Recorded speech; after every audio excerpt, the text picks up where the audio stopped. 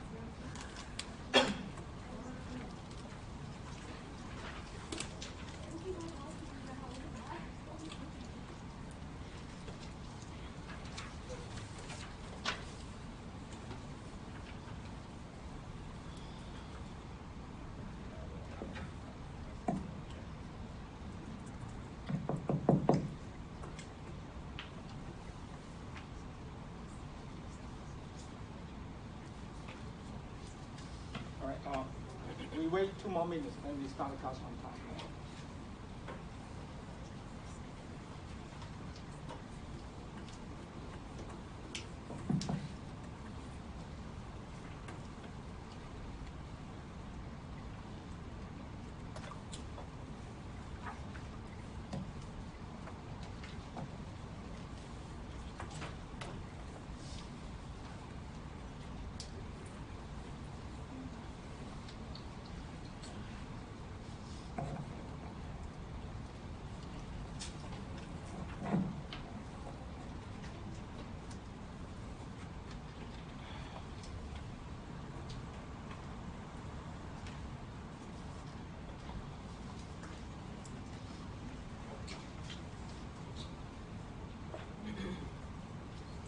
So Saturday afternoon,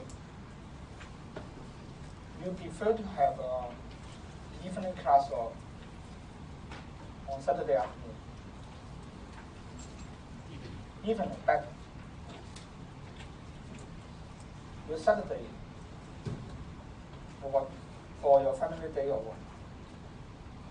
So you have to stay with your boyfriend, girlfriend, or your family, right? Yeah, but I like the Saturday afternoon class. You feel more energetic, you have more power and more energy. Because on the evening day, I mean on the evening class, sometimes you are so exhausted because you work a whole day already. So normally you feel very tired. So I can choose. I prefer to have a class on Saturday afternoon or even Sunday afternoon. I don't mind, but well, that's not my decision. The administration. Okay, 1 more minute and we start the class.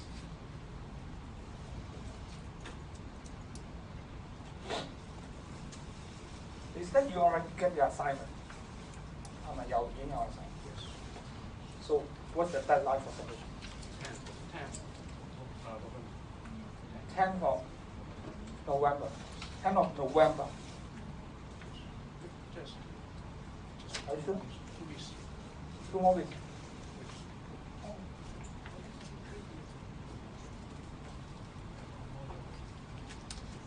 I mean, my assignment. Oh, I mean my assignment this module. So where will be the deadline of submissions? You don't know. Not yet. Not that soon. Right? November. Still on November. The first one. The first one. So the first one is common legal system. So how about my assignment? Not that soon, right? No, 17th of December. December. Oh, okay, fine. 即係嚇死我，11月交都未教晒就交唔出嚟，未交完就交唔。佢哋期望好高喎。December, good. Okay, maybe we start the class, right? Okay, so before we start lecture fee, right? Before we start lecture fee, so we spend a few minutes, again, to refresh your memory on what you learned in the previous lecture, on lecture 2, right? So what we learned in lecture 2, roughly, what we learned in lecture 2.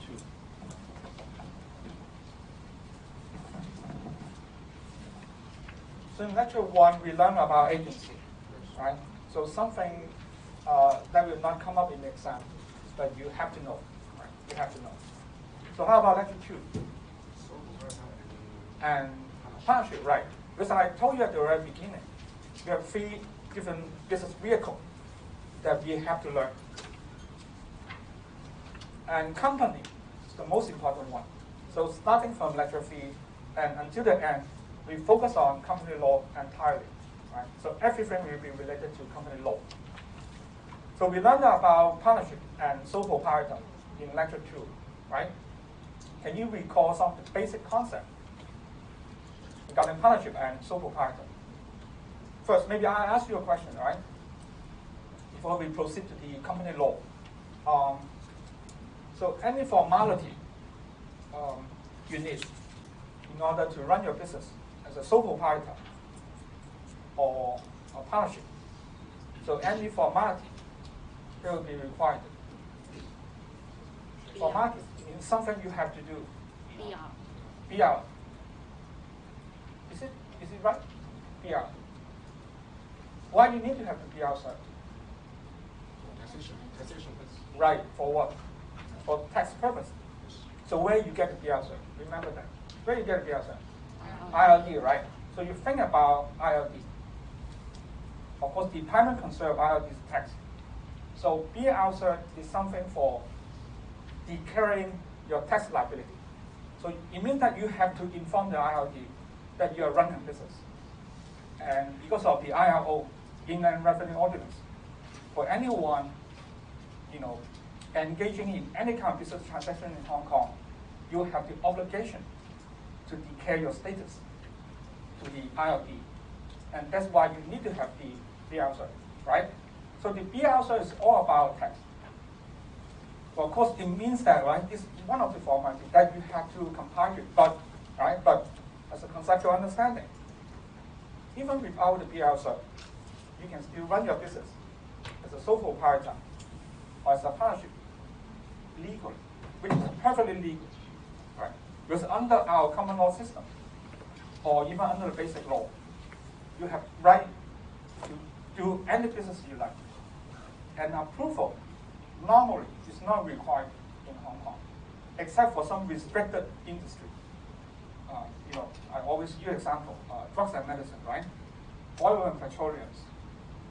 Or you want to practice as a professional, as a CPA, as a lawyer, or as a medical doctor, then you need to have the license. But other than that, right, if you want to, say, like, to sell smartphones, to sell watches, right, you don't need to have any kind of approval from the government. So you can start your business right now. I'm selling a lot of computers to this gentleman, right? And you pay me next Monday. So I'm working, actually, at this moment as a trader. So the contract signed between Edward and this gentleman will be perfectly legal, even I'm not holding a BSO, right? Perfectly legal. And no one can arrest you, no one can arrest me. So approval is not needed. Of course, that's only a conceptual understanding. Right? It means that you still need to get the PR cert, right? So that's advisable to do so. But you have to understand the primary purpose of the PR cert. And that's the most important thing I want you to remember. It's a very important legal concept. Well, for example, right? Say like in mainland China, right? In mainland China, if you want to run a business, you need to have another license, right? From the Ministry of Commerce and Industry, as I remember the name, Gongchangguo, right? So actually, they have the right to approve or disapprove your business application. And that's not just about tax publication. Let's say like in mainland, that's what we call as a planned economy, right? Planned or socialism, whatever, right? But that's not my concern, because that's politics. So as a lawyer, I only concern about the procedures. But I know that, right? I know that they have the right to regulate the business activities in a particular city or in a particular region. So if they found that some kind of business, there are too many people doing the same thing, then they can regulate, right? By restricting the approval of the license of anyone who wants to make applications. But that's not the case in Hong Kong. So except for the restricted industry. So the only thing you need is the PR cert, and that's all about the tax, right? And that's very important. I consider to be the most important thing we learned in lecture 2. So even you are not paying tax, right? Even you don't have the PR cert, your business is still perfectly fine and perfectly legal. Or I'll give you another example. You can think about it. If you are an employee, I guess most of you, right? I guess most of you are employee. It means you get a paycheck, right? You get a salary. So as an employee, so what will be your tax obligation? As an employee? Salary tax. Salary tax, right? You have to pay salary tax, you know that. So every single year you get the green letter, the horrible green letter from the IRD, right? Right, and then I ask you a question. You know that as an employee you have to pay salary tax. But if you are not paying salary tax, right? You refuse to pay, or for whatever reasons, you're not paying, right? You're not paying the salary tax at all. Does it mean that your employment contract with your employer is illegal? No, right? Do you still have the right to claim your salary from your employer if your employer is not paying you on time? Do you think that you still have the right to claim from your employment if you are not paying salary tax? Do you still have the right to claim? Yes. Right? Because there are different methods. So if you're not paying salary tax, you will have trouble with the IRD. Right? The IRD will impose a penalty or to get you into court. Or that may, right, possibly become criminal actions if you have any activities for tax evasions. But it has nothing to do with your employment itself. With your employer, you're still perfectly entitled to get your salary and all the protections under the employment ordinance, right? So that's the conceptual understanding. Okay, so that's all about lecture 2. And as I told you before, starting from lecture 3, we focus on company, right? Company, entirely on company until the end, until the last lecture. So let's talk about company.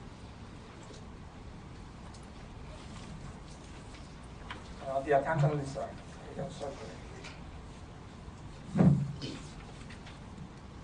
So company. So how do you think about company?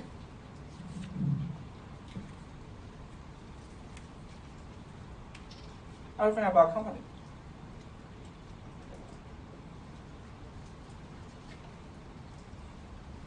Below the first paragraph. So how about the general impressions? So suppose you don't have any knowledge. You know nothing about company law. So what's your general impressions when you heard about someone saying a term company?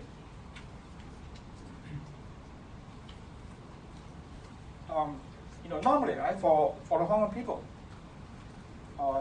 every single morning, and they back to work, right? So they say something in Cantonese. 我返公司啦 means I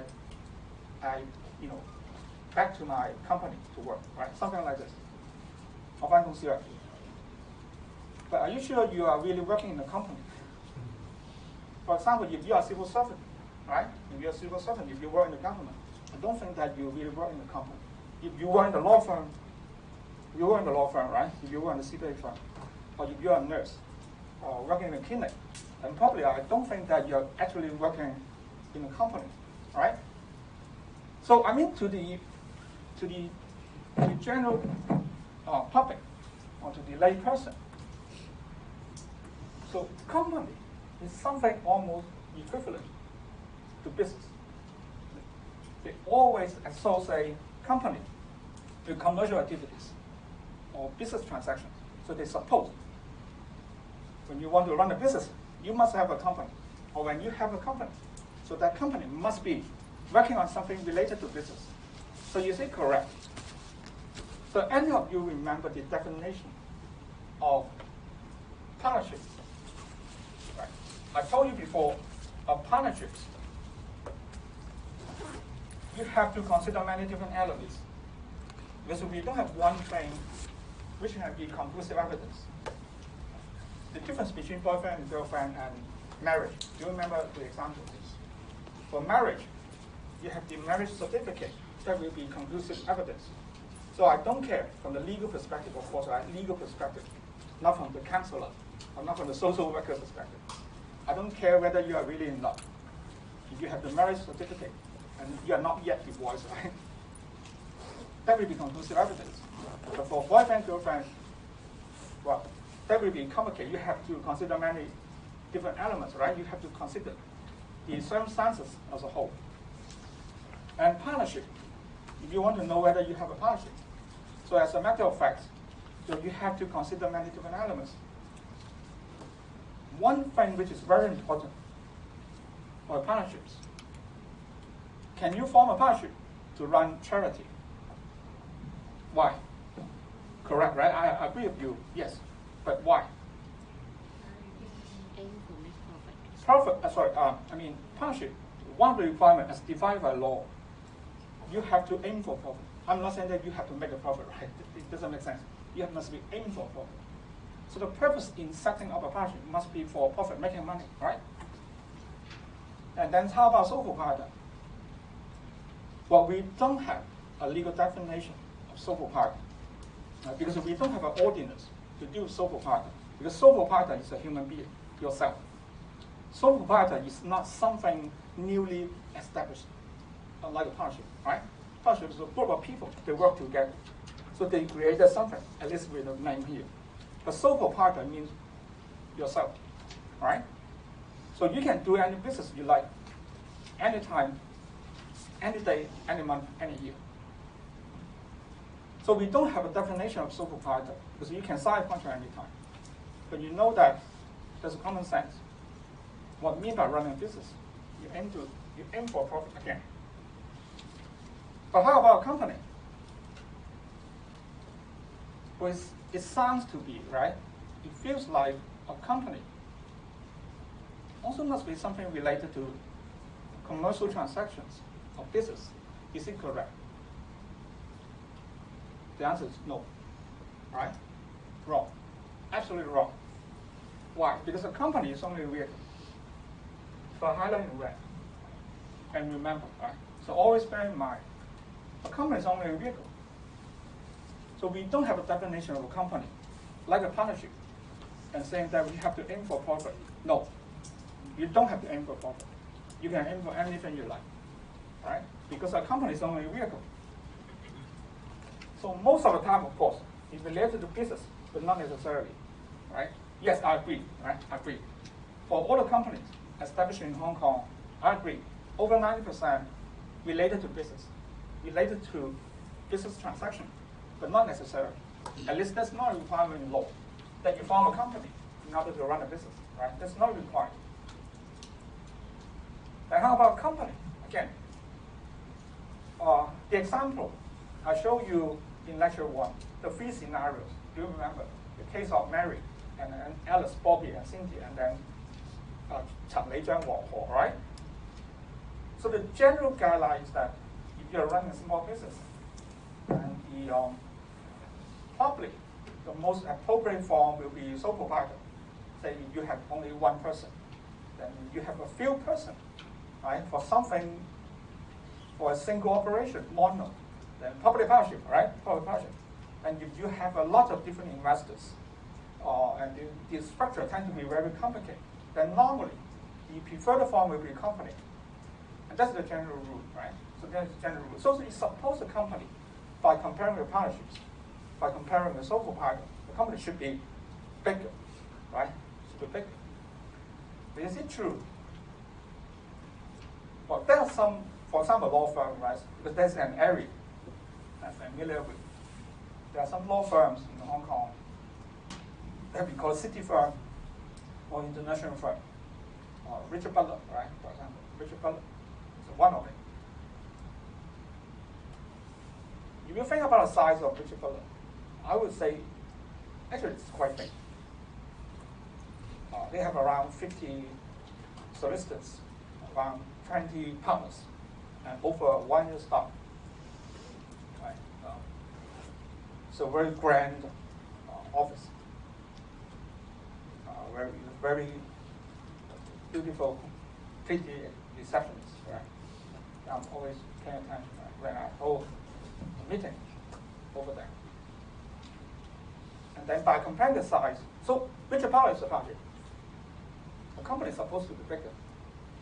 But think about it. Actually, you can form a company with one person. Right? One person only. Then you can form a company. But for a partnership, like Richard Butler, actually quite sizable. Right? So what you learned from scenario 1 and 2 and 3 in lecture 1, so they are the general rules only. I'm not saying that it must be like this. It must be like I'm not saying that it must be like this. Because a company can be big or small. So it can be formed by a group of people or just one single person, right? One person. One person can form a company. Since 2014. So before 2014, you need to have 2 persons. But that's no longer required. So it can be operational, it can be dormant. It means that your company can have real operations, running business, selling things, day by day, hour by hour. The company can remain dormant. It means the company remain here. If you're doing anything at all, but the company is still here. Right? The company can remain dormant for months, for years, for decades. The company is still here, right? Still here. It can be commercial, of course, or charity, right? Charity. So you can form a company to run charity. I gave you some example already. So what they? Bolan-guk, right? Very famous charitable organization in Hong Kong. Bolan-guk, right? PLK, Tung Lok Group of Hospitals, TWGH. So they are all running charity, but they are company. Right? If you don't believe me, you can check in company registry. Type the name in the computer system. So company can do many different things, and there are many different kinds of companies in serving different purpose. Because a company can do different things, right? But as a starting point, at least I want you to remember, a company is not just for business, right? Most of the time, yes, I agree. Company being formed with a commercial purpose, but not necessarily. Unlike a partnership. So if you have a partnership, you must aim for profit. So otherwise, you are not having a partnership at all. Because that's the requirement in law, right? You have to aim for profit, right? You have to. The company is not necessarily for business, not aiming for profit. So the company is what? The company is neutral by itself, right? Neutral. So very interesting, right? Neutral. So what the general purpose in forming a company? Number one, of course, I still agree, business. Yeah, absolutely, 90%, 93% for all the company that actually running business. But apart from that, you can form a company to hold asset or to hold properties. So you can hold a piece of land with a company. So you can hold a car, right? You know that a car, the company, or an apartment. A company can have bank account, right? A company can hold the shares of another company. So a company can hold asset. So why we form a company to hold asset? Can you think of any reason? So why we have to do something like this? That form a company to hold asset? Well, there are many different reasons, but the most common reason, I guess, is tax, right? Taxation, normally, right? Normally. So if you work in the CPA firm, a big one, right? Big Four, they have the company secretarial department, and they have the tax department. But I don't know about the others, right? Because in the very old days, do you know the firm Alpha Anderson? In the old days, there are Big Six. So now we have the Big Four. Do you know the Big Four CPA firm, right? But in the old days, before the Enron case, 2008 financial tsunami, 2008嘅金融海嘯, right? So after 2008 financial tsunami, so Alpha Anderson, one of the very reputable CPA firm, collapsed, right? Collapsed. But before the collapse of Alpha Anderson, I always worked with Alpha Anderson on some corporate matters, and I still remember that the company secretarial department actually under the tax department. Actually under, it's a division, right? The company secretarial department, 公司秘書. It's only a division under the tax department. Why? Because the company always been formed for tax purpose. For example, if you have a company to hold a piece of land, so when you are buying or selling that piece of land, you don't have to buy that piece of land. Actually, you can buy the shares of that company, then you achieve the same purpose, right? And there will be some tax implication. So I'm not an expert in tax, right? But I understand that, companies always being formed for tax purpose in holding different assets. If you have an accounting background, then probably you know better than I am, right? I don't know. But anyway, just remember, company can be formed for holding assets or properties. And company can also be a trustee, right? Trustee. You think about your MPF provider. Is it 5%, right? 5% of your salary being deducted for the contribution of the MPF. And then you think about the MPF, normally there are insurance company or bank, right? AIA, HSBC, BEA, right? BOC.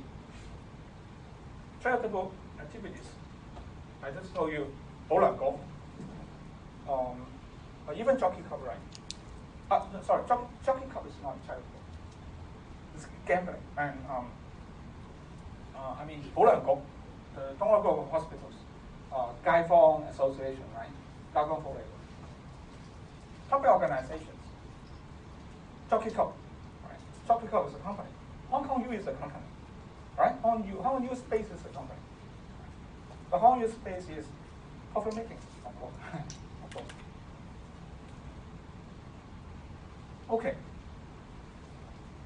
So remember, right? Remember, don't mix up a company with partnership, and don't mix up a company with sole proprietor. A company is not necessarily aiming for profit, right? And that's the most important thing that you have to bear in mind. Okay, so let's talk about company law, right? So we have to understand company law. Unlike tort and contract, so something you need to learn later. You have another modules, as I remember the name is something like law on obligation. Is it correct, right? Law on obligations. Well, they like to create name which sound cool. 即係作啲好有型嘅名出嚟. So actually, what you need to learn contract law and tort, right? Regarding the law obligation. So something you have to learn in this program. Very important, right? Tort, 民事侵權, civil right, right? Civil wrong. And contract law, of course, right? 合約法, right? They're very important. So when you learn about tort, when you learn about contract law, they are traditional common law subjects. you understand common law, right? Common law, somehow is a system based on cases, based on judgment made by the judges. So when you are learning contract law, because I'm also teaching contract law, but to the full-time students only, right? The full-time students. So I also understand contract law, but my expertise is in company law. When you learn contract law, when you learn tort, so most of the time you learn from cases, right? You will know that, right? You will suffer a lot a few months later when you are studying contract law, right? Because there are hundreds of cases that you have to learn. Because we don't have something we call contract law ordinance in Hong Kong, right? We don't have such thing. It means most of the time, all the rules regarding contract law actually based on cases and some abstract legal principle only. So rather than an ordinance, you understand what I mean by ordinance, right? A written law, a piece of legislation. So we don't have. So most of the time, you learn from cases, abstract legal principle. But I can tell you that, and that's different from company law. When you learn company law, most of the time, you can deal with a particular section in an ordinance, because we have something we call a company ordinance, right? Company ordinance.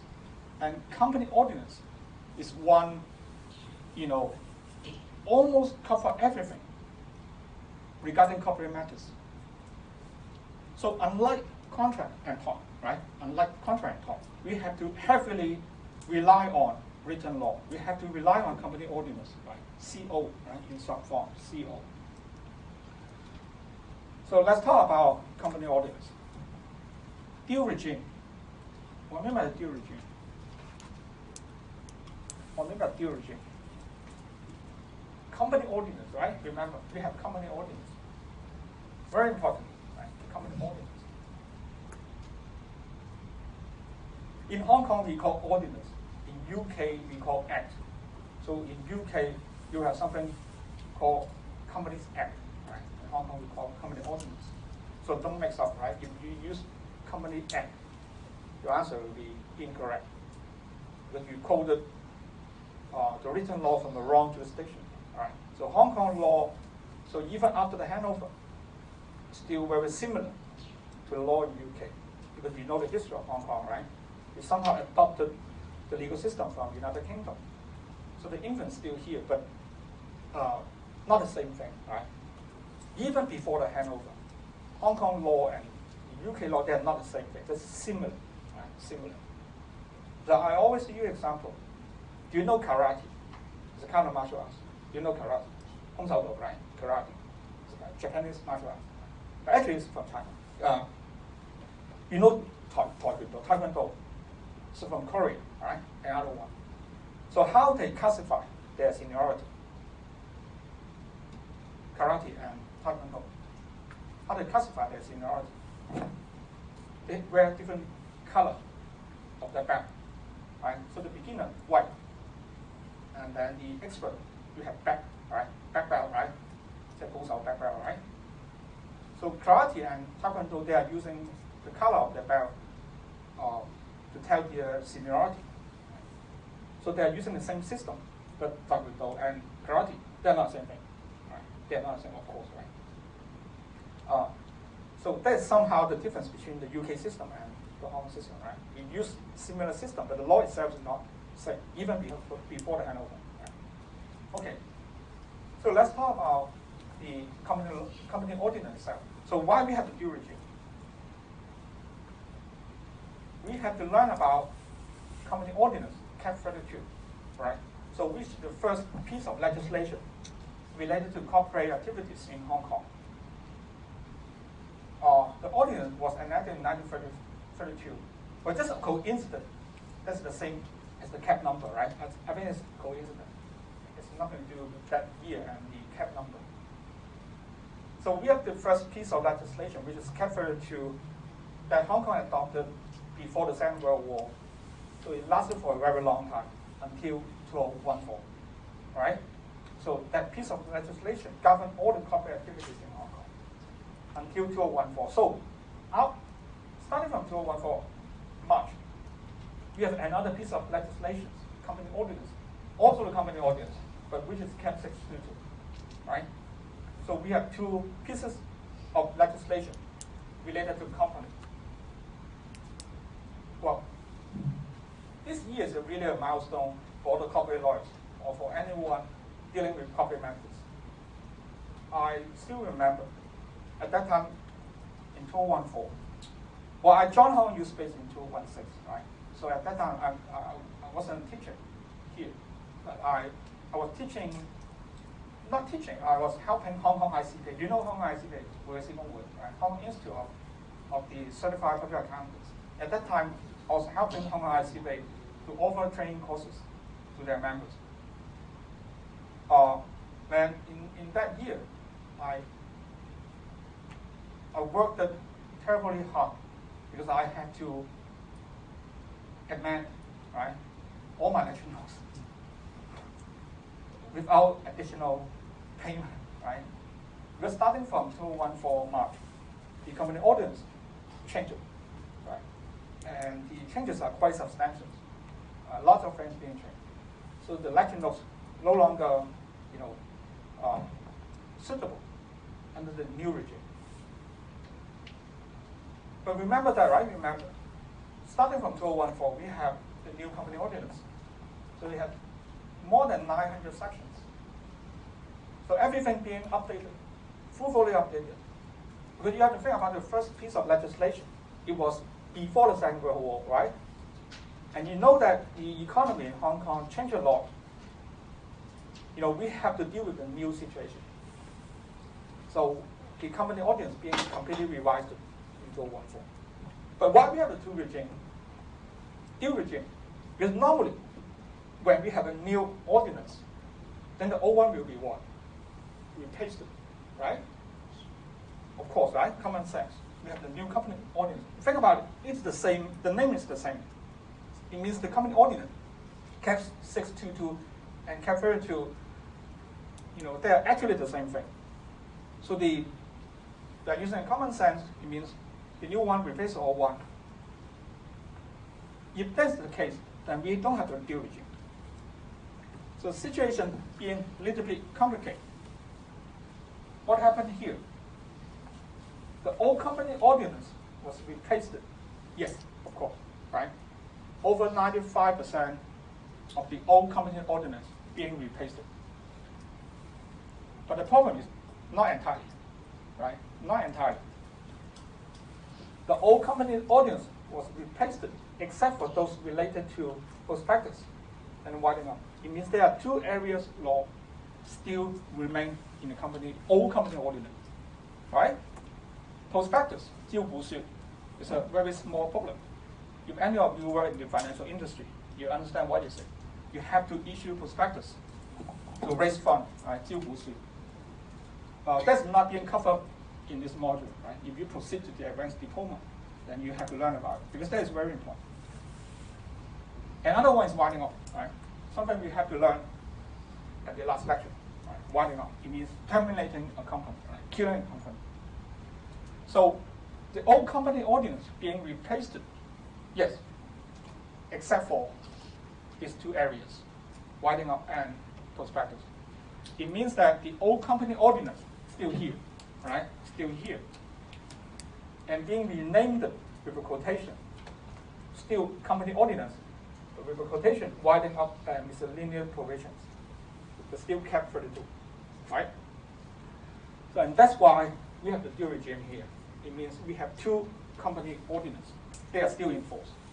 But remember, the old one only cover winding up and prospectus, right? So it means that normally when you have a particular sections that I'm telling you it is from company ordinance, then normally it refers to the new one, unless otherwise stated. So in these modules, except for lecture 10, right? Because lecture 10, the last one, we have to deal with winding up process. So in lecture 10, so all the section number actually refer to the old company ordinance. But from lecture 3 to lecture 9, unless otherwise stated, right? So normally all the section number refer to the new company ordinance.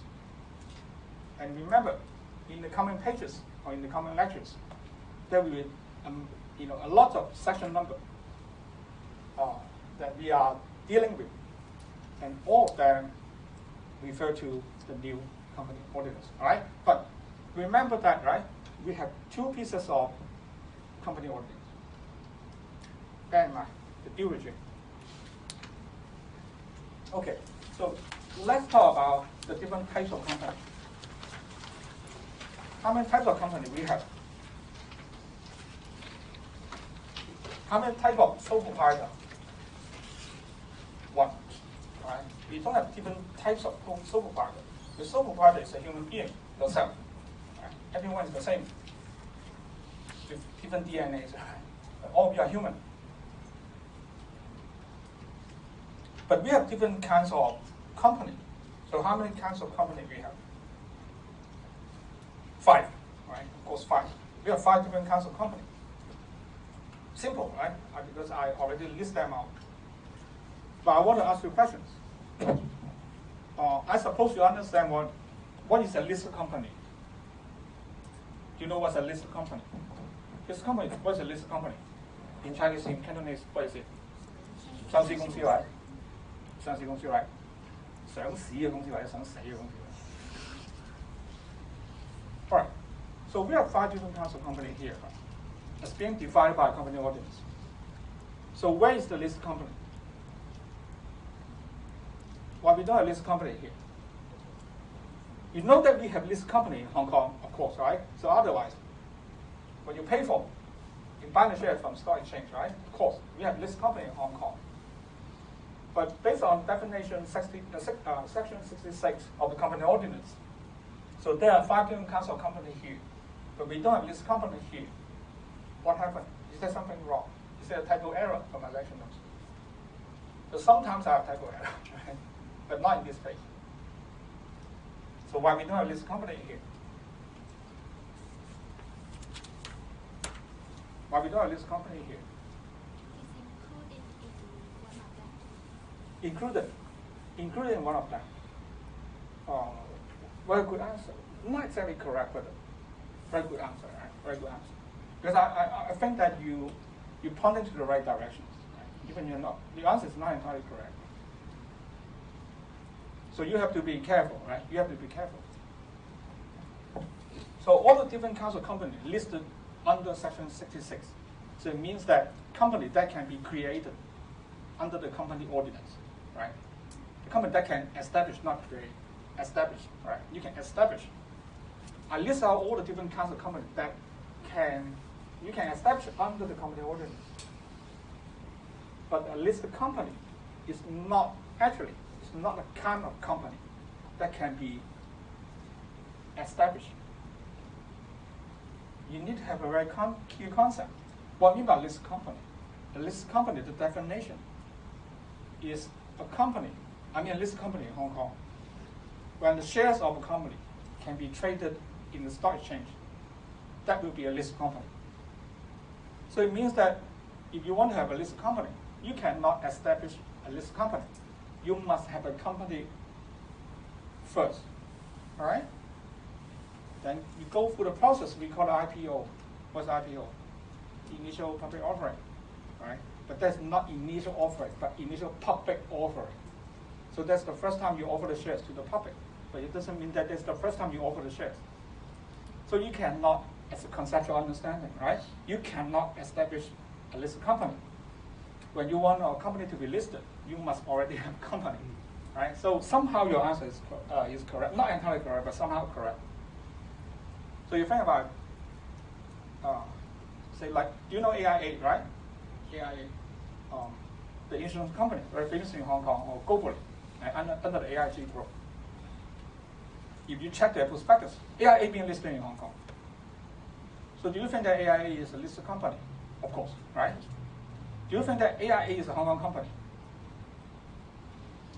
Well, you think about the business, right? From business perspective. I think AIA is an American company, right? 美资公司, of course, right? From the business side, business perspective, not legal perspective. it's an American company, right? It's a US company. But you focus on the legal point. From the legal perspective, you check their prospectus, you check their website. So AIA actually is a Bermuda company. It's from Bermuda because of tax reason, I can tell you. Tax. Right? All about tax. And there are some company, they are from Cayman Island, and then we're listed in Hong Kong. Right? Some company, Alibaba, Tencent, right? They are PLC company and listed in Hong Kong. There are some Hong Kong company and then listed in Hong Kong. So remember that, right? As a conceptual understanding. Something you already know, but you don't really understand the law, governing your property. Conceptual understanding. That's what I call, right? You have the common sense understanding, but you don't have the conceptual understanding. So a company cannot be established. Right? A listed company cannot be established. You must have a company first, and then go through some procedures. When the company can trade the stocks in the stock exchange, there's a listed company, all right? So you cannot establish a listed company. And the companies here, I list out all of them. There are companies that you can establish. You can, set up, right? You can set up. You can establish. You can create, right? Or you can create under the company ordinance of Hong Kong. And there are 5 different kinds of company that you can establish under the company ordinance. Well, there are 5 different kinds of company.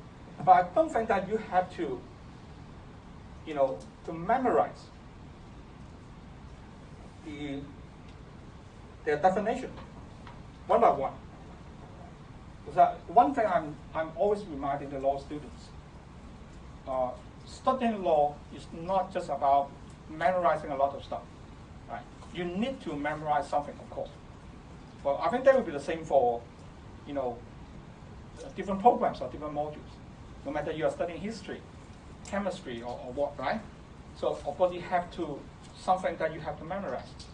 But studying law is not just about memorizing a lot of stuff. So that will be stupid, right? And you don't have to.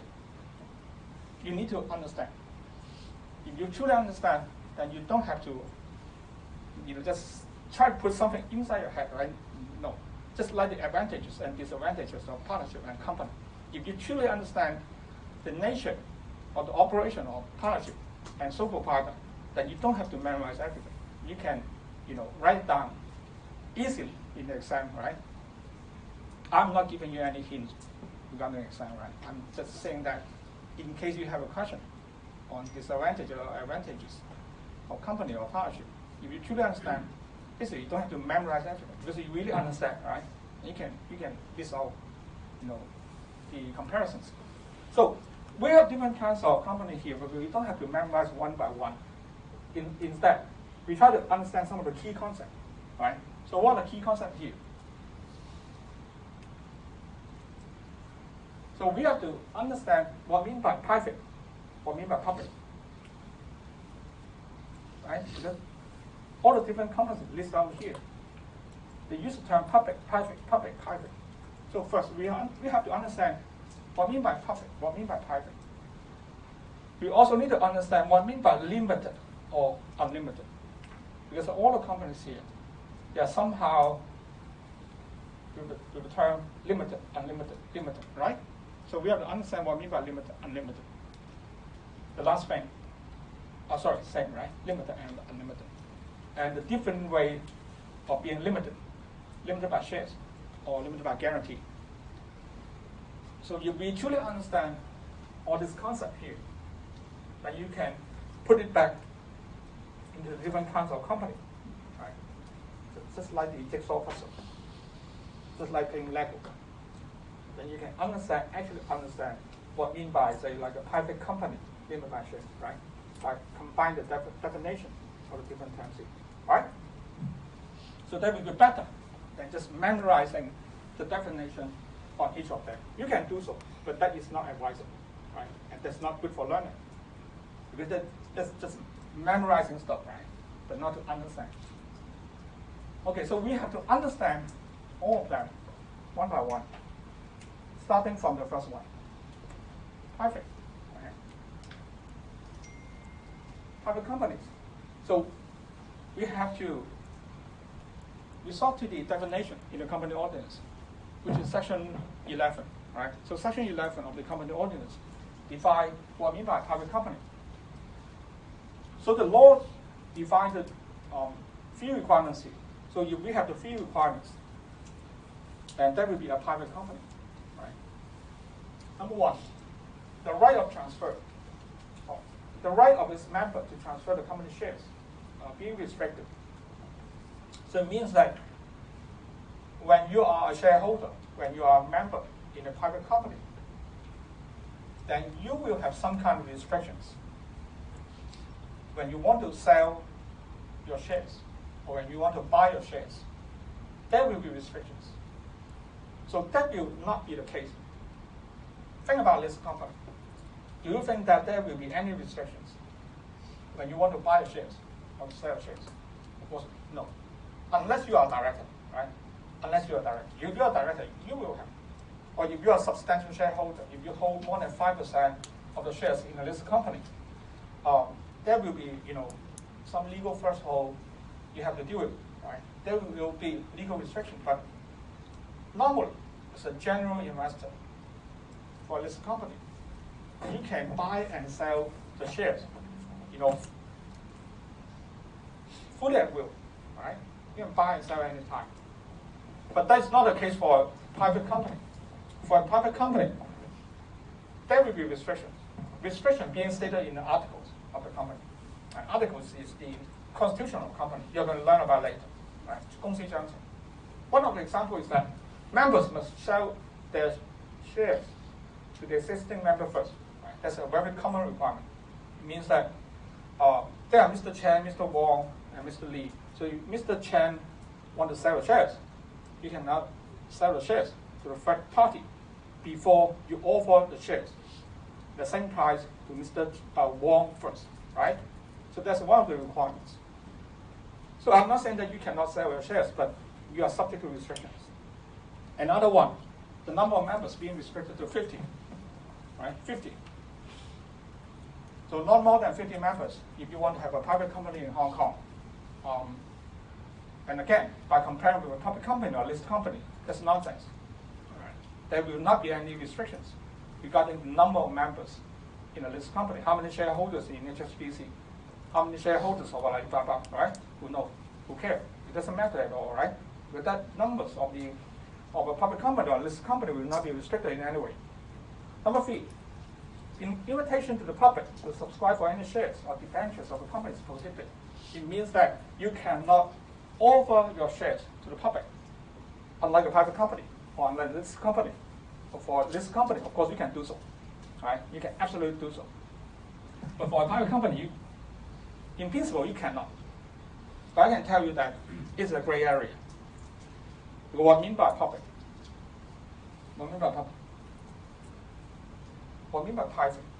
Well, normally the definition is that if you offer the shares, if I hold a company, right? I'm a director, I'm a chairman of the shares of this company. It's a company.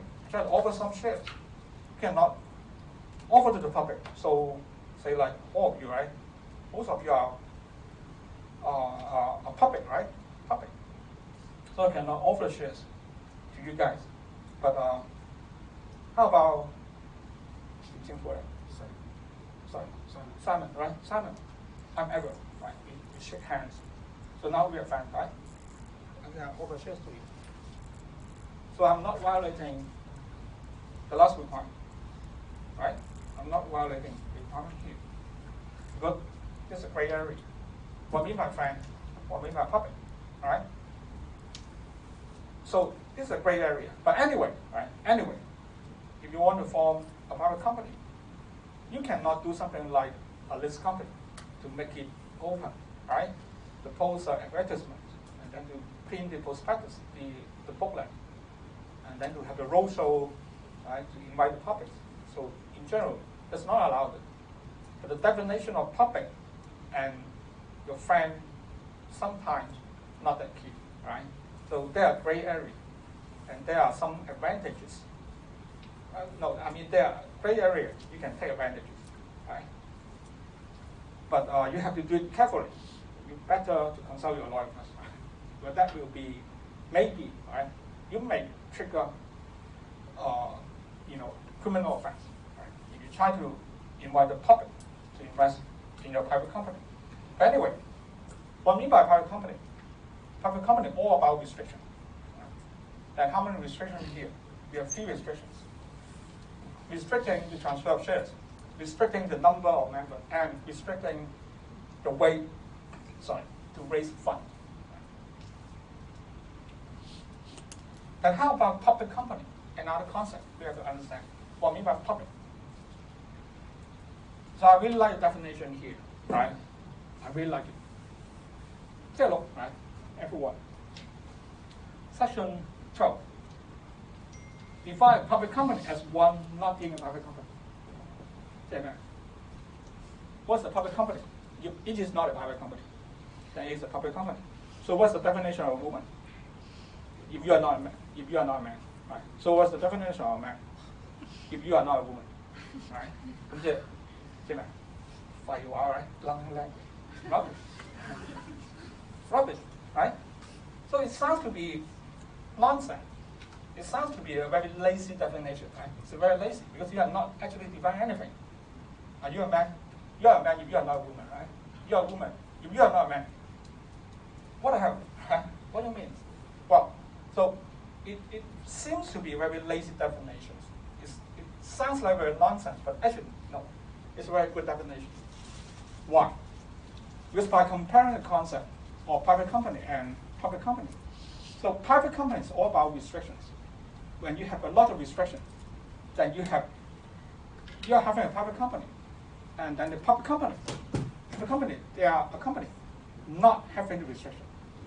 So when you are not a private company, it means when you have no restriction, then you are having a private company. A public company, right? So actually it's a good definition here, if you understand the logic. So for a public company, you don't have a lot of restriction, but a public company, in general, subject to much harsher disclosure requirements than a private company. For a public company, for a private company, right? For a private company, if you want to understand the financial information of a private company, that will be difficult unless the directors, right? They allow you to have the inspections. They give you the audited financial report. So otherwise, you don't really understand the financial situation of a private company. Because the financial statement, for example, right, probably the most important information related to the operation of a company. So the financial statement is not publicly available. So if you really want to understand that company, you have to do a lot of things. So something we call the due diligence, right? You have to ask a lot of questions. You have to send the letters. Do you know a company called Dun & Bradstreet? Maybe some of you, right? D&B. This company helped the client to look for information of a particular company. But because of the system in Hong Kong, when you have a private company, the financial information is confidential. So there are not much information that you can search in the public. But if you have a public company, then at least your financial statement have to file to the common registry, right? It means a public statement. Say like a listed company. Think about this company. So all their financial statements are public. So they have to disclose at least every 6 months, right? For some of the company, like in the GEM board, 創業板, right? They need to have a quarter report, right? 幾個月一次. So it means that when you have a public company, less restriction, but much harsher disclosure requirement means more transparent. Last paragraph, something I already explained to you. Don't mix up a public company and a listed company. Listed company means a company with shares that can be traded in the stock exchange, right? So that's the definition. And a public company in Hong Kong can be a listed company. So you understand that, for example, you know the restriction, right? Because we have the fee restriction here. Say like when you have a private company, you cannot have more than 50 members. So of course a private company cannot be listed, right? Because that's nonsense to restrict the number or to restrict the way that you raise funds from the public, Of course, that cannot be a listed company, right? So just use your common sense. You understand that public company in Hong Kong can be listed, right? Eligible to be listed in Hong Kong, but don't mix up. A public company doesn't mean that it's a listed company in Hong Kong, right? Sorry. For example, in Hong Kong, public company like Garden, do you know Garden? The food company, they are making cakes and breads, right? So all the hamburger in McDonald's in Hong Kong, at least in Hong Kong, actually from Garden, right? Made by Garden, not the beef, I mean the bread, right? 嗰個麵包 OEM 麵包啫。Another one, Hua Mau, right? Hua Mau. It's a public company, the property developer. I think it's a quite big company, but not listed, but a public company, right? So, a listed company refers to those companies accepted by Hong Kong Stock Exchange to be eligible traders shares in the stock exchange. But don't mix up public company and listed company, right? Public company is a kind of company that eligible to be listed in Hong Kong. And there can be other kinds of companies that are also eligible to be listed in Hong Kong, right? For example, Cayman Island, Bermuda. Think about the example of AIA. Okay, then how about limited? Right, how about limited? But what do you mean by limited? Limited for what? Yes, of course, right? Limited for liability. Limited for liability means your liability when you are liable to something, and there will be a ceiling, right? With right? There will be a ceiling. Not more than certain sum of money. So that's what we mean by limited liability, right? Okay. Then what we mean by limited by shares.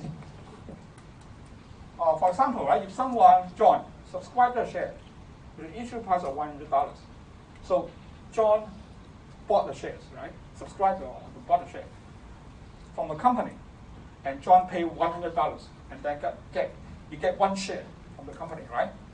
John paid $100. I pay $100 to you, then I get one share here, right? John subscribed the share from a company limited by shares. Company limited by shares. So the liability of John will be limited. But what I mean by limited by shares? Anything to do with that $100 and with that share, what it means actually. Does it mean that if the company is being sued, and then you hold a share with a face value of 100, does it mean that you have to pay 100 if the company is being sued? Then what I mean by limited liability? Remember, limited liability, I'm not saying that you don't have liability. Right? You have liability, you will be liable as a member, but limited. How? Simple. We look at an example here, right? So you subscribe to one share for $100. When the company incur liability for $1 million and I'm able to pay, right? So the company, ABC Limited, being sued by the bank for $1 million. Of course, if the company can pay, nothing happens, right? If the company, got a lot of cash, it's never a problem at all. If the company cannot pay, something wrong, right? The company cannot pay. Then what? As John, as one of the members, you have to think about your liability, right? Because I hold the share of this company, and the company being sued, the company cannot pay, cannot settle the obligation for payment. And I have to think about my own situation, right? I worry about that. What will happen to me? So number one, do you think the creditor can sue creditor? Do you think the creditor can sue John personally? The answer is no, right? I'm a member of this company, and the company borrowed money from the bank, and the company cannot settle the bank. And as a member, the creditor cannot sue me personally, and the bank can only sue the company, right? So that's the first step regarding the limited liability, because the creditor cannot sue me personally, right? It's different. Bank suing the company is different from the bank suing myself. Different, number one. Number two, if the company is unable to settle that, if the company can settle the debt, of of course, nothing happened, right? I don't have to worry about it. I have to worry about if the company is not capable of settle debt. If the company cannot settle debt, what would be the worst scenario? The company being wound up, stop up, right? Wound up means terminated, right? Killed it by the creditors. So if the company cannot settle debt, and the worst scenario will be the company being wound up, and joint investment will become zero. Rubbish. It means that if the company being terminated, if the company being wound up, a winding up order from court. So my investment for this share, one share, this thing turns to rubbish. Right? If the company no longer has any value at all. But that is the worst scenario as a member. And that's why we are saying that, which is a limited liability. Again, remember, right? Two things. Number one, as a member, you will never be sued if you invested in a private company limited by shares, right? You will never be sued personally for the liability incurred to the outside party, right? Number one. Number two, even the company being sued and the company cannot pay, you will not be asked to pay further, right? Because you already paid $1 million to get a share. You will not ask to pay not even $1 single. So the worst scenario will be if the company being wound up, your investment becomes zero. You lose all your money, right? You lose all your money. Your share turns to rubbish. Or you to wallpaper, right? Or you can use it in toilet paper. Up to you. Right? You use it in barbecue. You can use all my lecture notes for barbecue after the exam. Right? You feel so excited. Burn all the lecture notes for a chicken wing, for sausage, right?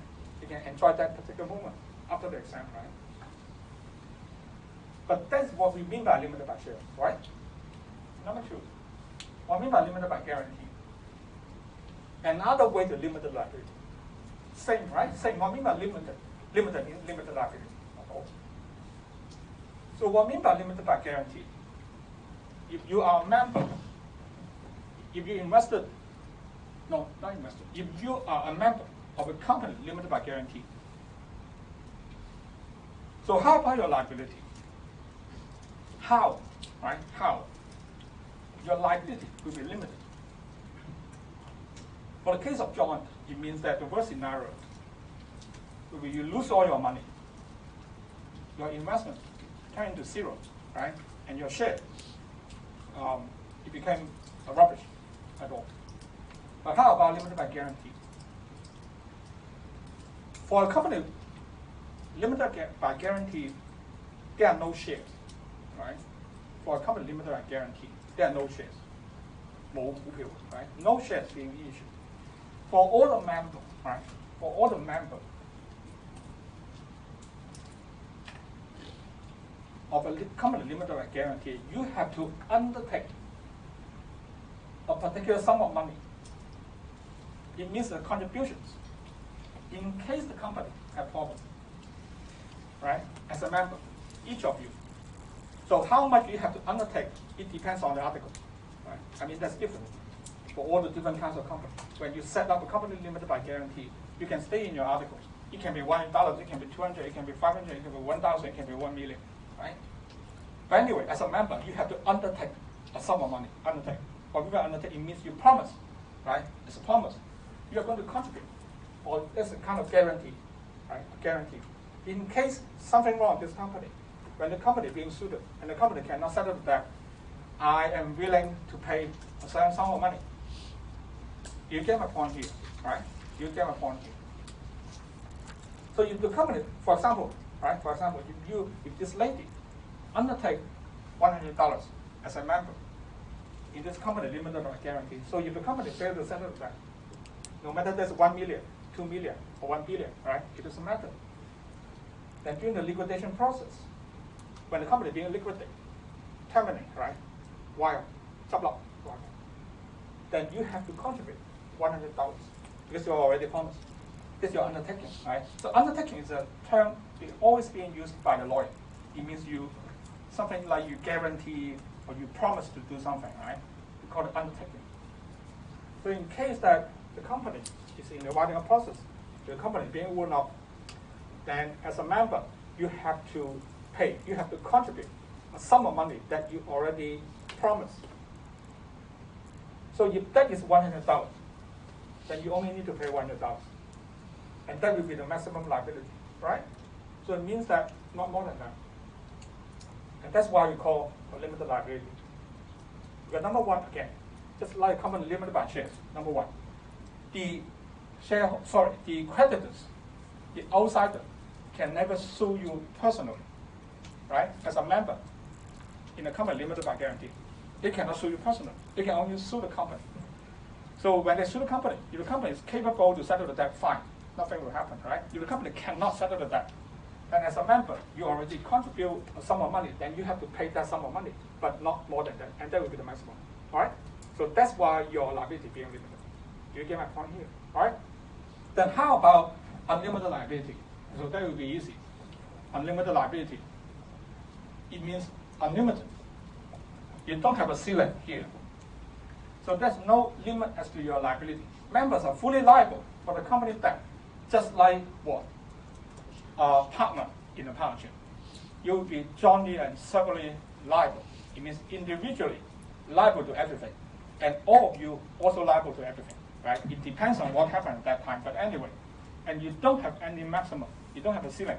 So you can be responsible for 1 million, 2 million, 10 million, 1 billion. I don't know, right? It can be astronomical, the number. Right? But even for a limited company, remember, right? Remember, if something wrong with the company,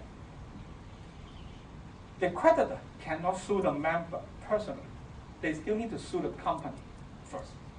But only at the time when the company cannot settle the debt, that all the members have to be responsible for the liability here, without any limitation, right? You get the point. Still different, because they cannot sue you first, right? They still need to sue the company first, not the member. Because sometimes maybe the company can settle the debt, right? You don't know. So that's not appropriate to sue the member, sue the company. But when the company cannot pay, then you have to pay on a joint and several basis. But for a company limited by guarantee, for a company limited by shares, you have to pay. You have to be responsible for something, but with a limitation, all right? And that's what we call a limited liability, LTD, right? The company and the short form abbreviation as LTD. LTD means limited liability. Okay. Incorporation. So that's all about the different types of company. So let's talk about incorporation. It's a very important concept in company law. Why incorporation is something very important? You think about sole proprietor, and then you think about partnership, right? So how to establish your business as a sole proprietor or sole proprietor? What you have to do in order to run your business as a sole proprietor? What you need to do? What you need to do? Is that something you have to do before you can start your business as a sole proprietor? No, nothing. Yes, nothing. Right? You can do it immediately. Do you remember I used the example of iPhone, right? You don't need to have a stylus. Steve Jobs told us that you can use your finger, right? Because you have the best input device, and then your finger. Because yourself can be a code, right? To input the information to the computer. And that's the same, because yourself as a human being can run a business. You're entitled to run a business. So you don't need to have any formality. You don't have to set up anything. So you can run the business immediately, right? Now, at this moment, be a trader to buy or sell anything, right? And then you can sign a contract, absolutely. You only need to declare your tax liability to the IRS alone. And that will also be the same for partnership, because we don't have a system for registering a partnership. I told you last time. Again, you only need to have a BRC.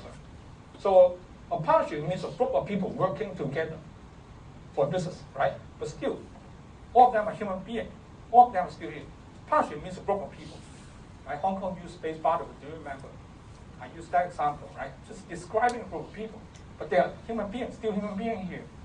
So you don't need to fulfill any particular formalities here in order to run partnership. Of course, that's only a legal concept, right? In real operations, then you need to have an office, right? You need to have staff. But that's a business concern. In law, you don't have to do anything at all, right? But how about a company? How about a company? can you form a company immediately and say that now I have a company, I have Edward Tong company, I use my company, sign a contract with you, right? So say a lot, right? Just create a company immediately, saying that, okay, I sign a contract with you, you're John, right? You're John. You buy something or sell something, and I create a company, Edward Tong Limited, right? Then I sign on it, you sign on it, then we have a contract, we run the business. Can I do something like this? No, the answer is absolutely no, you cannot, right? Why? If you claim yourself to have a company, then you must have a company first. If a company must be created with some formalities. And the formality is something we call incorporation, all right? Something we call incorporation. So we have to go through a special procedure. We have to do something. So what's the definition here? If you check the dictionary, it means a process where individuals intentionally united together to form a new entity through the creation of an artificial legal person called a company. Forget it. Right? It doesn't really matter. Forget it. Right? There's only a definition from the dictionary. In practice, right? Remember, in practice, in reality, the process of incorporation actually being done by what? Registration. So incorporation is all about registration. So you only have a company when you completed all the different steps of the registrations. Before that, you don't have a company. You cannot claim yourself as a company. I still remember example. I don't exactly remember all the details. Advertisement being posted by politicians in a newspaper to mock another person for some political agenda. I don't exactly remember. But that person claimed that advertisement actually from Hong Kong People Company Limited, right? Something like that, in order to mock another person. Right? And then the one post this advertisement being complained by that person being mocked to the company registry that actually you don't have this company, and which is a criminal law. Right? It means that you cannot claim to have a company that actually not exist. For example, Edward Tong Limited.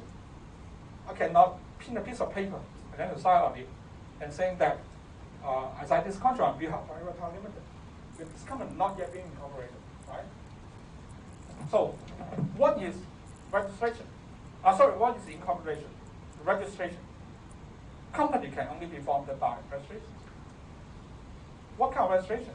Registration refers to a specific procedure according to the company ordinance. It means you have to follow some steps in the company ordinance in order to form a company. So only when you complete all the different steps, then you can actually have a company. So what will be required in order to complete the registration? Of course, there are some documents, right? It's a common sense you understand that. You need to have some documents. And then what are the documents you want? You need two things. Number one, articles of the company. You need to have articles, right? What I mean by articles? 公司章程.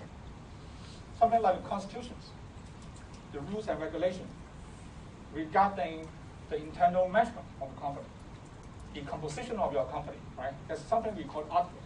You need to have articles to submit to the company registry. Another one is an incorporation form. So what's incorporation form? Just a form, right? A form from the government, from the company registry. So both documents must be duly submitted to the company registry. 公司註冊處, right? It's government department to govern all the companies in Hong Kong, to regulate all the companies in Hong Kong. And anyone applying for incorporation, when you file the two different forms to the company registry, the company registry will also, in the debt, you will also apply a BRC, right? In the debt. But the BRC, again, remember, right? Remember, it's not a requirement to form a company, but just, the process. They also notify the IRD, and they in the debt you have to apply, right? But they assume that you run the business. But just for the existence of a company, if you look at the company ordinance, it stated that only the articles and the incorporation form will be required, right? So what's the article? We have maybe 2 more pages than we have a break, right? 2 more pages than we have a break. So the first thing, the article, right? Article associations. So in the old days, right? In the old days, I mean before 2014, under the regime of the old company ordinance, if you want to form a company, so there are 2 documents, 3 documents. Apart from the incorporation form, you need to have the memorandums and the article. They are 2 different documents. But under the new company ordinance, starting from 2014, they consolidate memorandum and articles as article, right? As article. So you check the files. Normally for the CPA firm, the law firm, they use a green box to store all the different documents of the company. I don't know why they use a green box. I don't really know, right? But maybe just history. I don't know, right? It's something they like to do. Just a kid. Just a kid, right? The green box, you know the green box. I don't know why it's green but not red or not yellow. I don't know. It doesn't matter, right? It doesn't matter. Just normally they use a green box, right? You know that. Really, a law firm, right? Law firm, CPA firm. All right. But in the old days, right? Sometimes when you deal with a company before 2014, when you are checking a document in the green box, you have 2 constitutional documents. One is the memorandum, and another one is the articles. Right? But under the new company ordinance, we only have the articles. Because somehow they are the same thing. I can tell you, right? The memorandums and the articles in the old days, they're actually somehow the same thing, overlapping. So in the new when we have the new company ordinance, so we revise everything. Right? I'm sorry, are you taking video? You cannot take video. It's not my issue because I'm copyright. Voice recording is fine, right? Sorry, don't take video. It's nothing. I don't mind it. The guidelines from school. So what's the articles? Right. What's the articles? So articles is a constitutional documents of a company. What I mean by constitutional document? Think about basic law. Right? Think about basic law. So basic law govern internal matters of Hong Kong. Right? Internal, of course, internal. It's not international agreements. It's internal matters. Right? So it govern everything inside the Hong Kong SAR. So that's the same for the articles. So it govern everything inside a company. It must be in English or in Chinese, the official language that can be used in Hong Kong. But of course, right, I can tell you over 98% of the articles, they are actually being in English. But of course, you can drop in Chinese, right? That's allowed. No one can stop you. That's allowed under the basic law. Both languages they are official, right? English and Chinese. An article must be cited by all the founding members prior to submissions. So what kind of information that must be included in the articles?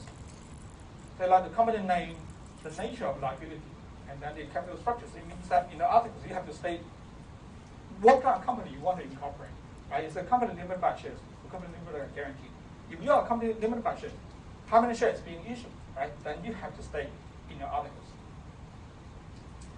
But, well, I mean, in theory, right? In theory, when you drop your articles, when you submit your articles, you can drop your own. Because the law only requires certain information, which is compulsory, and I all list out in the same paragraph. Company name, nature, liability, capital structure, right? Then you have to be included in the articles. But apart from that, at least in theory, you can drop your own articles in any way you like, right? You can drop anything you like. But that is not really happen in real practice. Because most of the time, we don't drop our own article. Even I'm a corporate lawyer, right? I always advise my clients to use something we call model article. The model article, right? We use the model article. So why do you use the model article?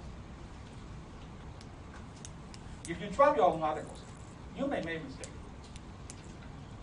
Because the model articles, what I mean by model articles? Samples attached to the company ordinance. and the sample perfectly compatible with the company audience. If you drop your own, sometime, right, you may make a mistake. You drop something which contradicts the company audience, or you miss something. So that's not advisable. Even in theory, you can do so, right? But that's not advisable. Of course, the model article may not suitable for all the different scenarios. Right? Some observation may be not really applicable to your case, right? Then my suggestion will be use the model articles as a base, and then to amend the part you don't want, or add something, or delete something, right? But don't drop everything by scratch by yourself, right? That's not advisable, right? Article, something like this. That will not be examined tomorrow.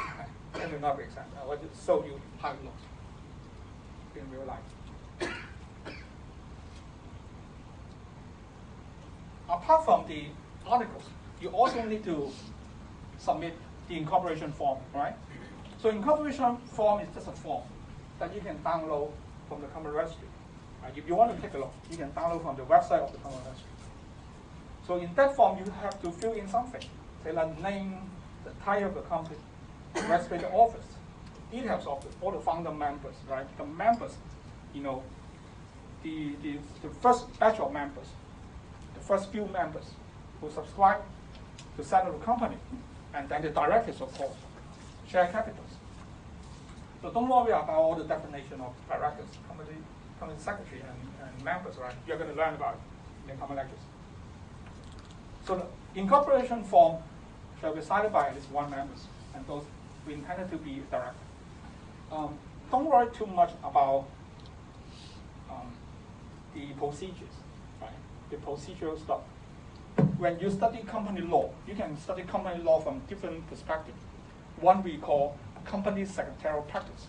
It means that you try to understand all the different steps in doing something, because there are a lot of formalities that you have to deal with, right? When you are managing a company, and that will be the work of the company secretary. So if you are studying for examination for the Hong Kong ICS, right, Hong Kong Institute of Chartered Secretaries, then you have to think about, your primary concern will be procedure, right? I also that qualification, you know that course manual, right, with my name.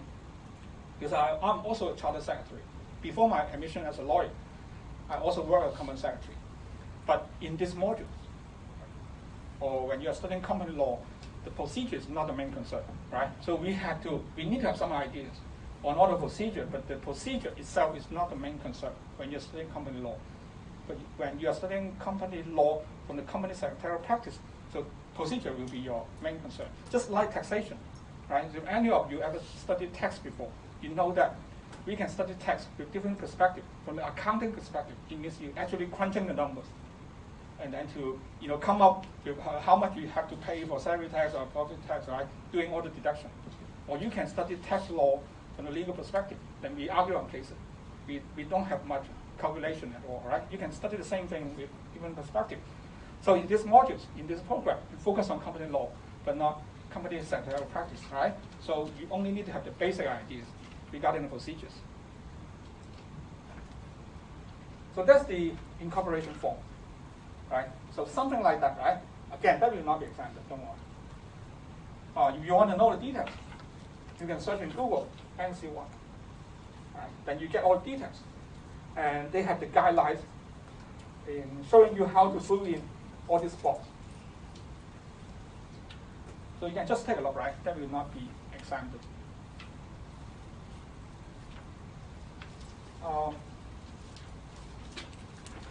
Maybe we have a break first, right? We have a break for 15 minutes, right?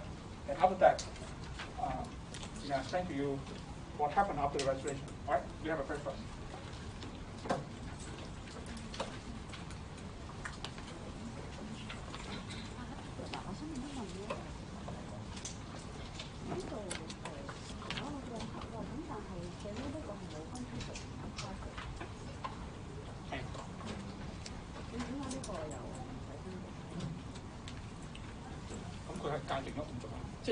guarantee company limit 同埋 guarantee 咧，佢就冇依個 type 呢個 concept， 因為佢都冇 share 冇呢個 concept， 都冇依樣嘢。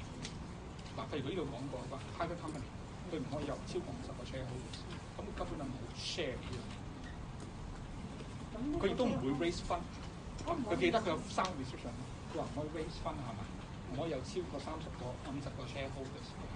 咁同埋佢喺呢個 common limit guarantee 裏邊，佢第一佢唔會 raise fund， 因為佢冇呢樣嘢，你只需要 guarantee 個 fund， 根本冇呢個 definition 喺個 fund。第二佢冇 member， 佢裏面 concept 佢冇呢個叫做 shareholder 嘅 concept， 因為佢從來冇 issue share。咁亦都冇呢個50人嘅限制，因為佢每個人只係 offer 個心出嚟，佢冇話嗰間人做 system， 咁所以佢唔牽涉到 public 呢個 concept。咁即係呢個 members 嗰啲 guarantee 嘅人佢唔 fulfill 呢個 definition， 係，所以呢個 good question， 要 ask a good question。明 OK 啊，其實我係即係我大概我知我明你點解我問 member 同埋 share。我遲啲會同你講。不過你呢個係一個問得好。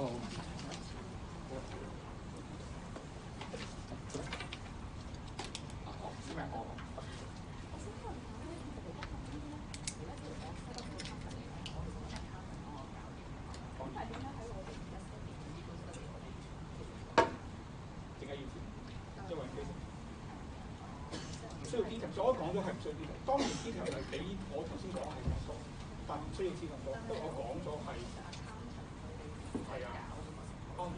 咁講，我話我打官司，我都係律師教嘅，咁你唔可以問，咁點解我要讀 civil procedure？即係我 can handle company 嘅嘢，實際上我現實世界我都係揾律師教，咁我話點解要讀 company law 唔可以？你都有個 basic。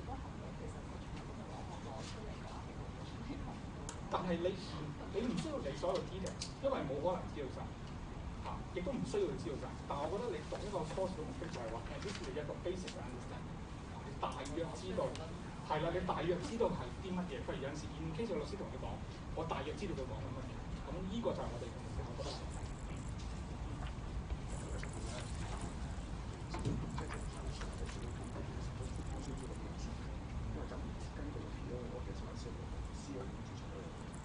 你講 company 需要做 PR 商，佢咧嗱實際係一個題目嘅嘢，你一攞親一發呢啲咁嘅嘢，佢會自動喺後邊，佢就會預你申請埋 PR 商。但係你每張先，使唔使自己做咗先？唔使做，你同一個過程嘅喺而家咧，你逢係入呢啲咁嘅嘢咧，佢哋嘅系統裏面咧，方法嘅事，佢會當你一個 package 裏面，佢俾埋翻。即係其實我係如果譬如我想通期我只可以通過 office 我一做嘢嘅時候咧，就嗰啲就自動做。佢自動俾埋。佢顛叫你會去申請埋呢樣嘢，咁當然你話你唔申請嘅，你話我俾咗俾你，但我唔做嘅，你可能要通知翻佢同你講係咩原因。譬如你話間公司多文，咁你話多文咁話我要付標啲嘢，多文咩意思？多文幾耐？咁我可能會俾你嘅話，你冇 PR 商你都可以嘅。但係佢會顛叫，佢會顛叫你，因為 PR 商嗰個頭先講，無論你喺 sole proprietor 同埋 company 都係一樣。PR 商已經佢嘅 system 呢個生意同你間公司冇關。佢只係個 tax liability，只不過稅局覺得你開句你去做生意，我要知道你要條數，你有冇稅交件事，起碼我知道咗你喺度先，咁樣。咁即係佢個頭先即係頭先嘛。咁所以佢咪顛住你俾埋嚟咯，佢咪叫你入嚟咯。咁如果你真係覺得你話唔使嘅，你咪先問下邊個 ，ID 知道咗你喺度嘅，即係佢會通知 ID 會知道咗你會開。咁你話你唔要嘅，咁你咪 send 翻俾佢搞。你話我當文我開咗，但我唔喐嘅。我初中我收同翻嚟頭頭咁可能即係我都即係佢攞咗幾日啦。呢期間喂，我想轉做 partner 或者轉你咪轉翻，你要通知佢㗎。你要通知佢㗎，係啊，你唔同咗啊嘛，你個 status 唔同咗，你要通知佢。其實我方呢啲係 consent 嘅，其實我方想只係想話俾你聽，呢個 PR 商同你嗰個你個生意嗰個法律嘅地位係冇關，我只係想講一個咁嘅方啫。最重要嘅嘢，我想知道話你聽 PR 商係個稅嘅問題。即係頭先我同你講就話，你唔交增值稅，唔等於你個人分嘅問題，係另一個問題。你有事，你會俾人喐俾人喐，但係嗰個係稅局同你㗎嘛，你同你都冇端到。呢個 concept 咧，喺蘇富可能我明白，但係你公司呢度咁樣，我就咁其實包括咗呢啲要報稅嘅，呢啲唔係先查唔到嘅稅，都邊有稅？所以佢就顛住嚟要派咯，佢顛住你係派㗎，係啊，佢顛住㗎，佢係統一步驟，佢通知埋有啲話呢個人要用呢啲嘢，佢俾人幫叫你填。咁但係如果你係唔做嘅，你咪自己同交啲講啦。即係你咪同阿佢哋話我當文，我唔考我哋開間公司，你睇佢點？但佢已經知道咗啦。但係佢會叫你照做，佢會叫你照做，因為佢話咁你報你可以話多文，你可以每年照報稅你冇多。咁如果調轉咗先，我譬如我初初蘇富加拿大嗰邊我都邊有啦，咁我想開個公司度可能參考你攞嚟一齊做啫。咁總之你一轉就改就 quantify 嗰啲質素。嗰邊都唔使諗，即係嗰邊都唔使諗。總之你嘅 status 一轉，你咪 quantify。一定。你通知冇需㗎，你通知冇需㗎，一定冇需。你講多咗，佢最多話要一份。好像这个是有限公司。股份有限公司。但这个有限担保责任品好像比較少見。係啊，比較少見，因為點解咧？一般嚟講咧，佢係唔會 issue check，即係佢唔會發股份，而係每一個人預先去報，即係去 undertake 一個數，一個心，即係 guarantee 個保證，間公司有錢時我先要俾。咁所以呢個咧係冇一個集資嗰個能力，你明唔明？冇一個 fundraising 嗰個能力，因為佢冇辦法預先去 collect 啲錢。咁所以呢個通常唔會 run 一個 business。所以大部分呢類嘅 company 咧係做 charity， 即係慈善。係，所以就係比較少。即係大部分例如而家啲香港裏面咧，可能係啲救生會一啲慈善團體咧，佢哋就會呢種方式，因為佢唔需要預先去 raise 個分，佢只需要一個億去 run 個 business。他的就是发起人其实不用去注资到公司的，那他的就是资金来源都是跟这 donation 是相关的。可以這樣做，即係佢唔會預先去 raise 個分，佢唔會預先，因為佢冇 share 呢個概念。咁只係每個嚟講，公司有時我幫你賠一個錢啦，呢個 issue by share 就係本身要 raise 分，一個 issue share 係呢個 raise 錢，呢個有錢，然後揾個 business，咁呢個就好攞錢。run 一個生意有錢先有做生意，咁呢個就冇錢做咩生意？所以呢個通常唔係幫你做生意，呢個通常係 charity， 所以係比較少見。但係好呢啲係好少，10間可能 less than 1 out of 10係呢個大。所以說我要 guarantee 應該會有一個 document，就是我 guarantee 了這麼多。當然，呢係要晒幫，你要簽一啲文，undertake 係，就係你要俾一個數，即係 in case 間公司有問題 settle 唔到，我就要俾一個錢。所以是政府給的一個 model 的 sample，還是說我就是可隨意簽一個？唔係㗎，有一啲 sample。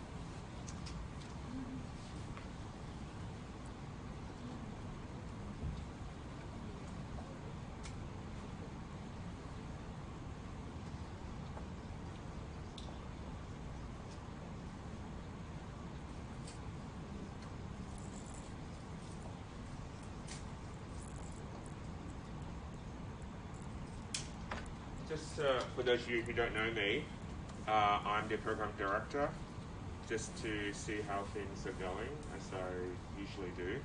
So if you have any problems or both complaints and also compliments are welcome, right? So this is my email, thomas.ng@hongkongnewspace.hongkongnews.hk. Alright, so hopefully the course is going okay. I'm happy that we're having a face-to-face class again. It's a little bit better than online through Zoom. I'm just waiting for Edward to come back. Right? Any questions for me since I'm here just for a short time? No, nothing. You happy with incorporation? I see that. Yeah. Just saying hello to students.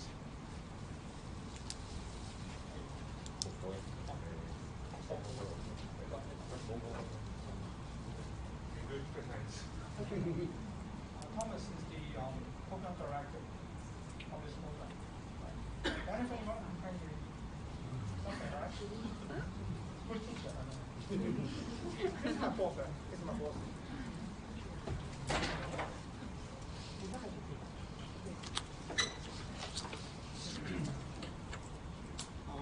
One more minute and we start class.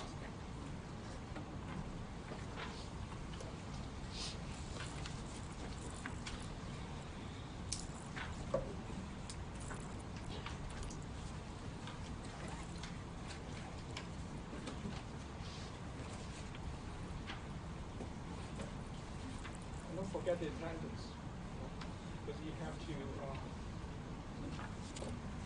attend the class for 75%. Is it 75%? 75%.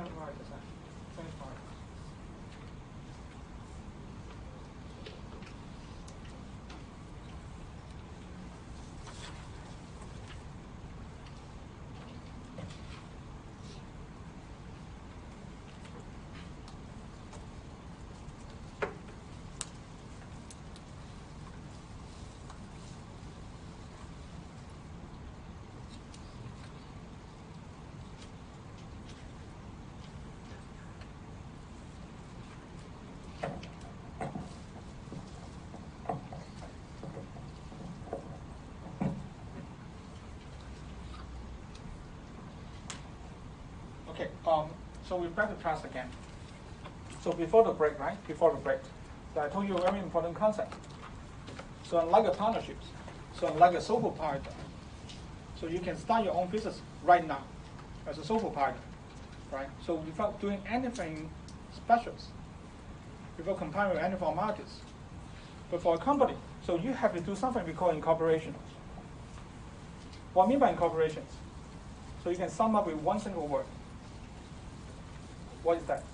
Registration. Registration, of course, right? Registration. So you have to follow the specific procedures stipulated by the company ordinance.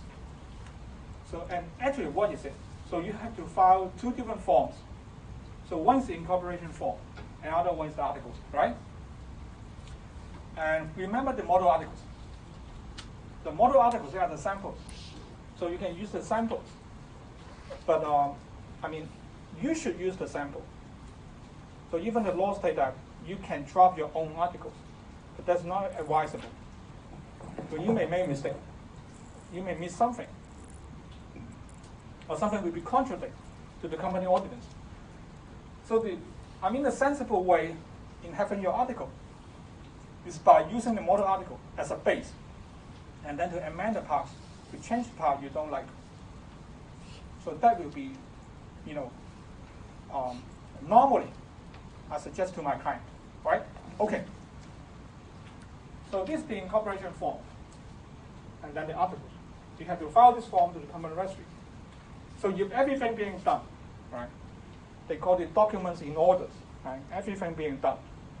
So upon registrations, the common registry will register all these documents, and all of them, after all of them have been delivered, then you are going to have something really important. We call it certificate of incorporation, right? So very important, which is a certificate of a company, right? A birth certificate. So every every human being, you have the certificate of birth. And for all the company, you have the certificate of incorporation. So the company will be officially and legally founded on the date of the issuance of the certificate of incorporation, of the CI. And remember that the certificate of incorporation is a conclusive evidence, or inconclusive evidence. It's like your marriage certificate, right? So unlike a partnership and a sole proprietor, for a partnership or sole proprietor, you have to observe the whole circumstances, and then to think about the many different elements in order to determine whether you really have a partnership at all, right? Because a partnership, do you remember the case? The case of the grant, right? Regarding investment project. The court held that the existence of partnerships is a matter of fact. It means you always need to consider all the circumstances. And we don't have one thing which can be conclusive evidence. But for a company, so that's different. You don't have to consider the circumstances at all. You don't need to have any evidence at all, but just one thing, and which is the certificate of incorporation. Someone really tried to argue that in court, that the company actually being incorporated much earlier, right? So the date of the incorporation is only for reference. Someone really tried to argue in court with this kind of argument, but being rejected by the judge, right? So at least until now, the certificate of incorporation is the only thing it matters on the day of the incorporation. And that's very important. So something like this, right? Something like this. So there's a certificate of incorporation, the birth certificate, in order to prove that you really have the company, right? Starting from this date. So we have a date here, right? We have a date here. And then name being cited by the director of the company registry. Right? Normally it's a solicitor. So there are two government departments where their head are lawyers. One is the DOJ, of course the Department of Justice, right? Teresa Zhang. And another one is the company registry. Normally it's a solicitor. And normally the head of the DOJ is a barrister, except for the first one after handover. She was a solicitor. In the history of Hong Kong, both before the handover and after the handover, all the Secretary of Justice. Before the handover, we call that person as Attorney General. So after the handover, we call the head of the DOJ as the Secretary of Justice. Right? So both before and after the handover, all the head of the DOJ, they are barristers, except for one person, Leung right? Elsie Leung. Okay. So remember that, right? Certificate of incorporation. The birth certificate is a very important document to prove the date of the existence of a company. But there is something more we have to know regarding incorporation, right? Regarding incorporation, something more we have to know. So something we have to know regarding the choice of name of a company and shell company. It's a very interesting concept. And of course, we have to understand members, directors, and company secretary, right? They are the very important personnel related to the company. They are basic concepts, but important. Number one, the choice of name of the company. Do you remember the naming of a partnership? I was already explained to you. So we don't have much regulations or requirement in law regarding the naming of the partnership. So you can normally use the surname of all the different partners, right? Chen, Li, Zheng, Wong, CPA, or solicitors, right? Or actually any name you like. But we have some rules. We have, more regulations regarding the naming of a company. So a company, number one, can be named, of course, just like other legal stuff in Hong Kong. both English and Chinese can be used, of course, right? Of course. Because that's stated in the basic law. So both Chinese and English, they are official language. So a company may choose a name in English or in Chinese, or both, right? So both. Say that. Okay, bye-bye, Tom.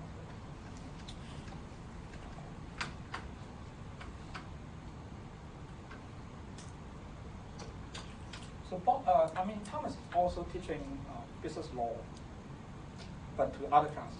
But he's a little bit different from me. I'm not saying I look better, right? But he's a scholar. Right? Thomas is a scholar. He has a doctorate degree in law. Right? He's a scholar. So just another teaching style. I don't have a doctorate degree, but I'm a practitioner. So we have different approach, even teaching the same thing. So both pros and cons, right? He's good at on something, not that good on something, and also to me, right? But sometimes you have different teaching style. It means they are very learned in the law. They are very learned in different legal principles. They know a lot of cases. Practitioners deal with the real things. So we have different approach in teaching the same thing, right? Because I take a glance of his lecture notes, quite different from me, right? Even we are teaching the same thing, but quite different. Very interesting, right? I'm not saying he's very good. Thomas is a very good teacher, but different approach, right? All right. So the first requirement, we got to name a company. You can have a company in English, it's ABC Limited, or in Chinese, right? 大法有限公司. It means that you can have either one, just English name or just Chinese name. That will be fine. Or you can have both Chinese name and English name. And they don't need to have any relationship at all. Just like the case here, right? In English, you can call ABC Limited. In Chinese, it's called 大法有限公司. They are not having any kind of relationship at all. But that's fine, right? That's allowed. But you cannot have a name with a combination of both English and Chinese. So you cannot have a company being named as ABC Daifa Limited. No, right? So you cannot have a name like this. It's a combination. You combine both English and Chinese. That's not allowed, right? No. So you can have both or either one. If you have both, they don't need to have any relationship at all. Right? No one cares, right? Number one. So all the limited company must have the word limited or co. Or in Chinese, 有限公司. So this requirement to illustrate that this company with limited liability. So you alert the outside parties. You are dealing with a limited company. Is it important? Quite important to the outsiders. But when I'm dealing with a limited company, I know that if something's wrong, right? One day something's wrong. If the contract not being really honored by the company, and you are only dealing with a limited company, it means that you cannot sue the members. So even that members, the person who owns the company is very wealthy, but you cannot sue that member. You can only sue the company. The company is having limited liability. So when you have a company limited liability, you have to alert the outside party by saying that you are having a limited company. So when you have an unlimited company, you don't have to, right? You don't have to say that you are having unlimited company. You don't have to, right? You don't have to. Just if you have an unlimited company, then you cannot include any wording of limited or 有限公司, right? You cannot use wordings suggesting that you are a limited company. No, right? But you don't have to say that you are a limited company, right? You don't have to. But if you have a limited company, you have to, right? So that's the rule. Number 3, under section 100, CL means company registry, right? Remember. So that will be used in the common lectures, right, as a short form. So common registry cannot permit a newly formed company to use a name which is identical to an existing company. Well, I think that is quite straightforward, right? It's very easy to understand and common sense. It means if you want to incorporate a company as ABC Limited, if there's a company already being named as ABC Limited, then that kind of registration will be denied, right? Common sense stuff. So before you submit your form for registrations, so actually you can check. They have a computer system in the CR, or you can do it online, right? So you cannot use a name which is identical. Well, that's quite easy to understand. But apart from that, you cannot use a name which may suggest a criminal offense or being offensive or against public interest. So that will be a little bit complicated, right? A little bit complicated, a little bit confusing here. What mean by a criminal offense? What mean by offensive or against public interest? For example, right, I can give you one real example. The common registry abandoned a name which is pronounced very similar to a local tribe association. A local tribe, Hak Se Wood, right? May guess which tribe? 有冇聽過? 40K. Yes. 40K. Also another one. A company tried to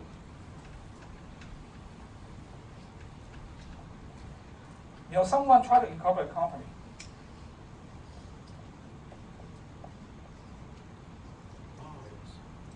With Sun Yi On, right?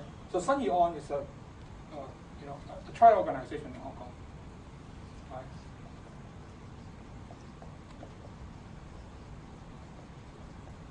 They冇 member 冇Sun Yi On member. 有都唔講啊 But that's a criminal offense, Yes, right? yes. Yes. Okay. But someone tried to incorporate a company being pronounced as Sun Yi On, so which is very similar to a local tribe. But actually, that person instructed the solicitor and tried to explain to the CR, because the CR, they rejected their application.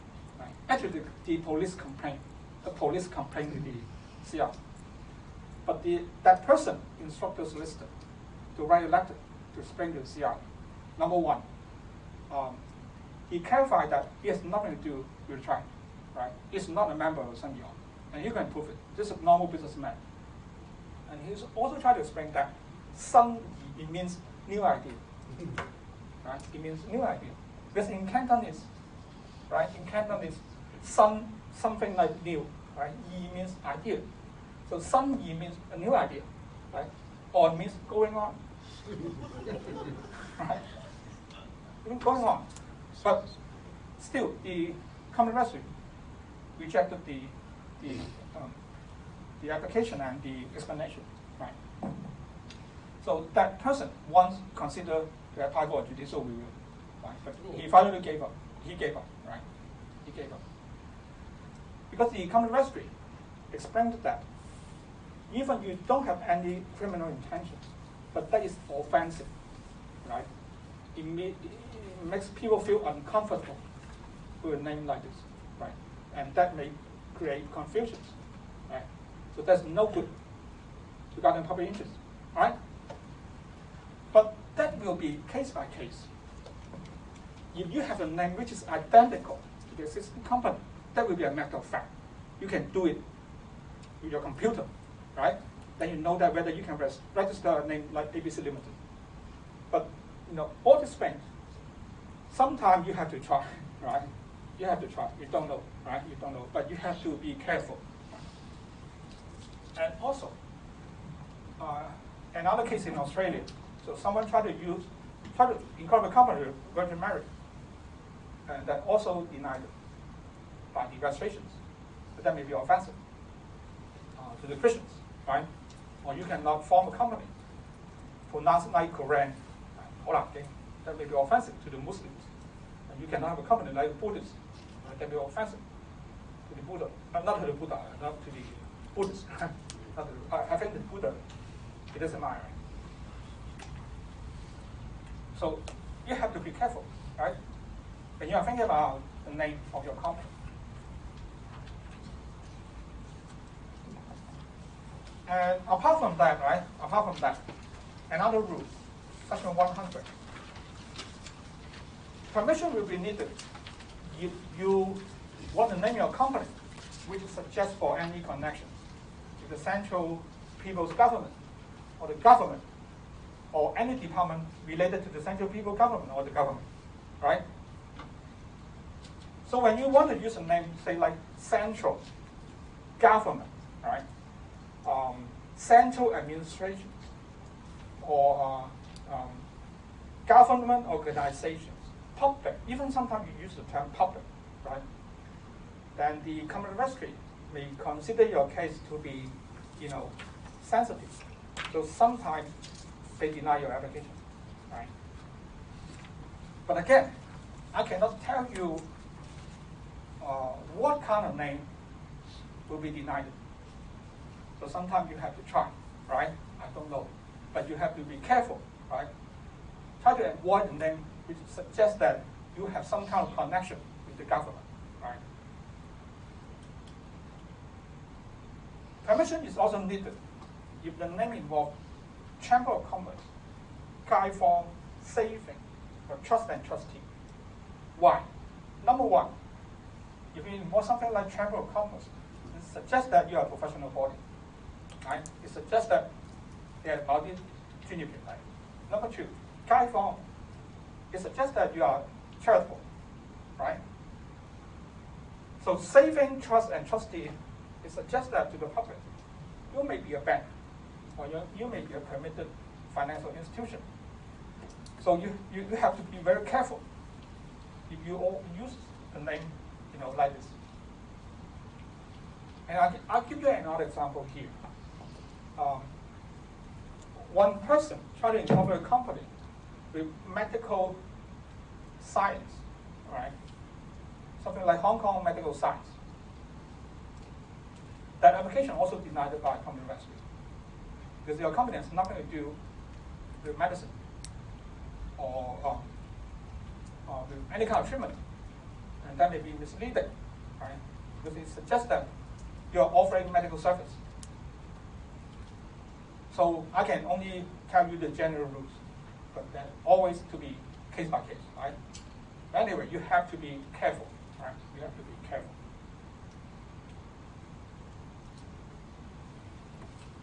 So something we have to bear in mind.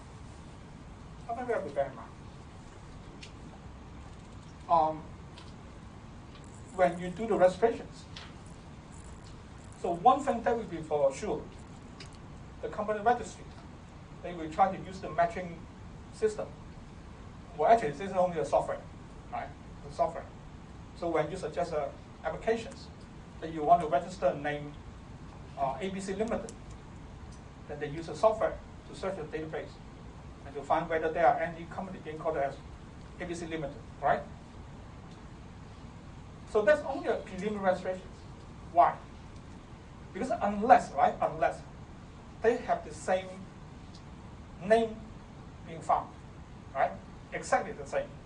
It means that when you submit the application for ABC Limited, and their database they find another ABC Limited, of course they deny your application, right? But sometimes when you file a company name with ABCD Limited, but the database only have ABC Limited, then your application will be accepted, right? But that is only a preliminary registration. Why? Because it doesn't mean that it is unobjectionable. Existing company, right? We have existing company, ABC Limited here, and you try to incorporate a company called ABCD Limited. I can tell you that you will succeed at the first stage, right? You will succeed because they only use the software to scan the name. So you will succeed. But that may still be objectionable. Why? We don't accept paragraph. Because under section 108, right, another section in the company ordinance, if the company registry consider name to be very similar to the existing one, then the company registry can request the company to change the name within the first year, right? 12 months is in the first year. The company can request you to change the name. normally it happens when someone complains to the common registry. But the common registry, they only use the computer system. If you think about it, right? Number one, government department. Red tape, right? So they don't do anything extra. They just follow the system, right? Everywhere will be the same, right? Public organization, government, always the same. So they only use the software to do the matching test. So unless, which is 100% identical. So even that's only slightly different, your application will be allowed, but they only use the software, right? The AI is not that smart. Right? They don't understand similar name. They only understand identical. So unless we do 100% identical, your application will be accepted. But ABC limited or ABCD limited, they're very similar. And, right? And if ABC limited is a nobody company, no one ever heard about it, then that kind of campaign may not be handled by a computer registry, right? Because that's not really substantial matter. Your company is only incorporated in a very small company selling noodles, right? In Mongkok, in a very small street in Mongkok, who cares, right? So no one tried to take advantage from your name. But your ABC Limited, it's a very famous company, right? It's a very famous enterprise. And then someone tried to incorporate a company, ABC Limited, which is very similar to a very famous company. But the company registry may believe that you want to take advantage from it, right? And you want people to feel that maybe ABC Limited is a subsidiary of ABC Limited, or actually that related to ABC Limited. So in that kind of situation, and the company registry, they request you to change the name, right? But only within the first year. Because there's a time limit. Right? Remember, only for name in similar, but not identical. So you are using the name ABC Limited for 10 years already. I don't think that you have any ground to complain, because I already established my own reputation as ABC Limited, right? So that's the point. Also, under Section 108,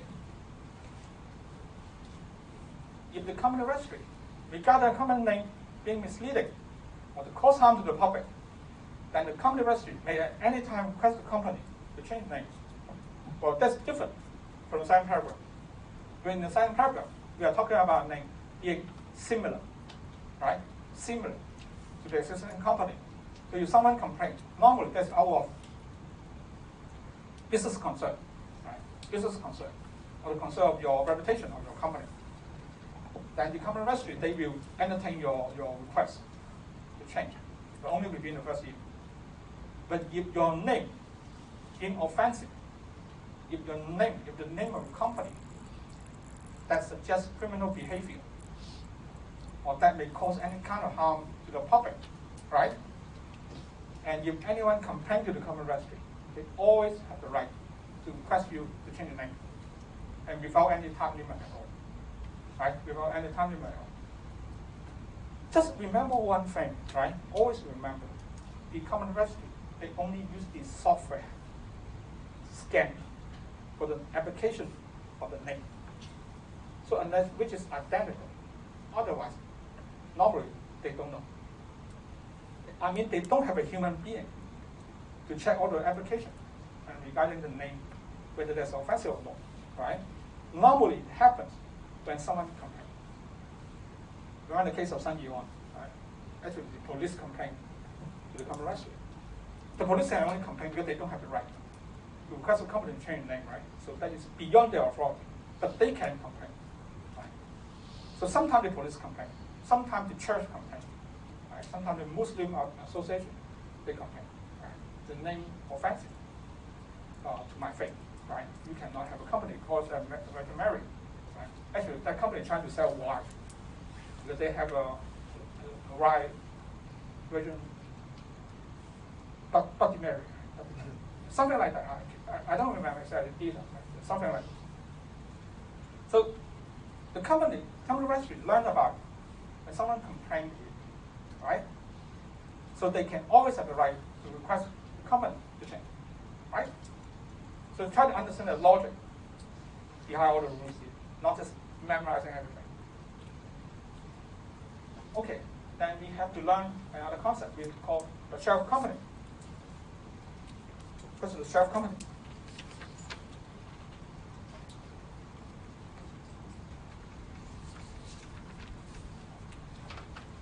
a shell company?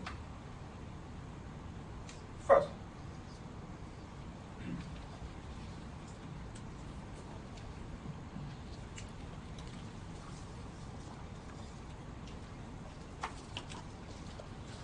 they are not the same, number one, right?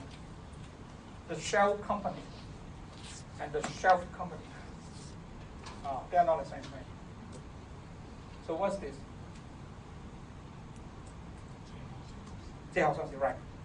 So we refer to kind of this company, but they don't have any real operations, right? So someone tried to acquire that company in order to do something we call the backdoor listing. Right? That will not be covered in this modules.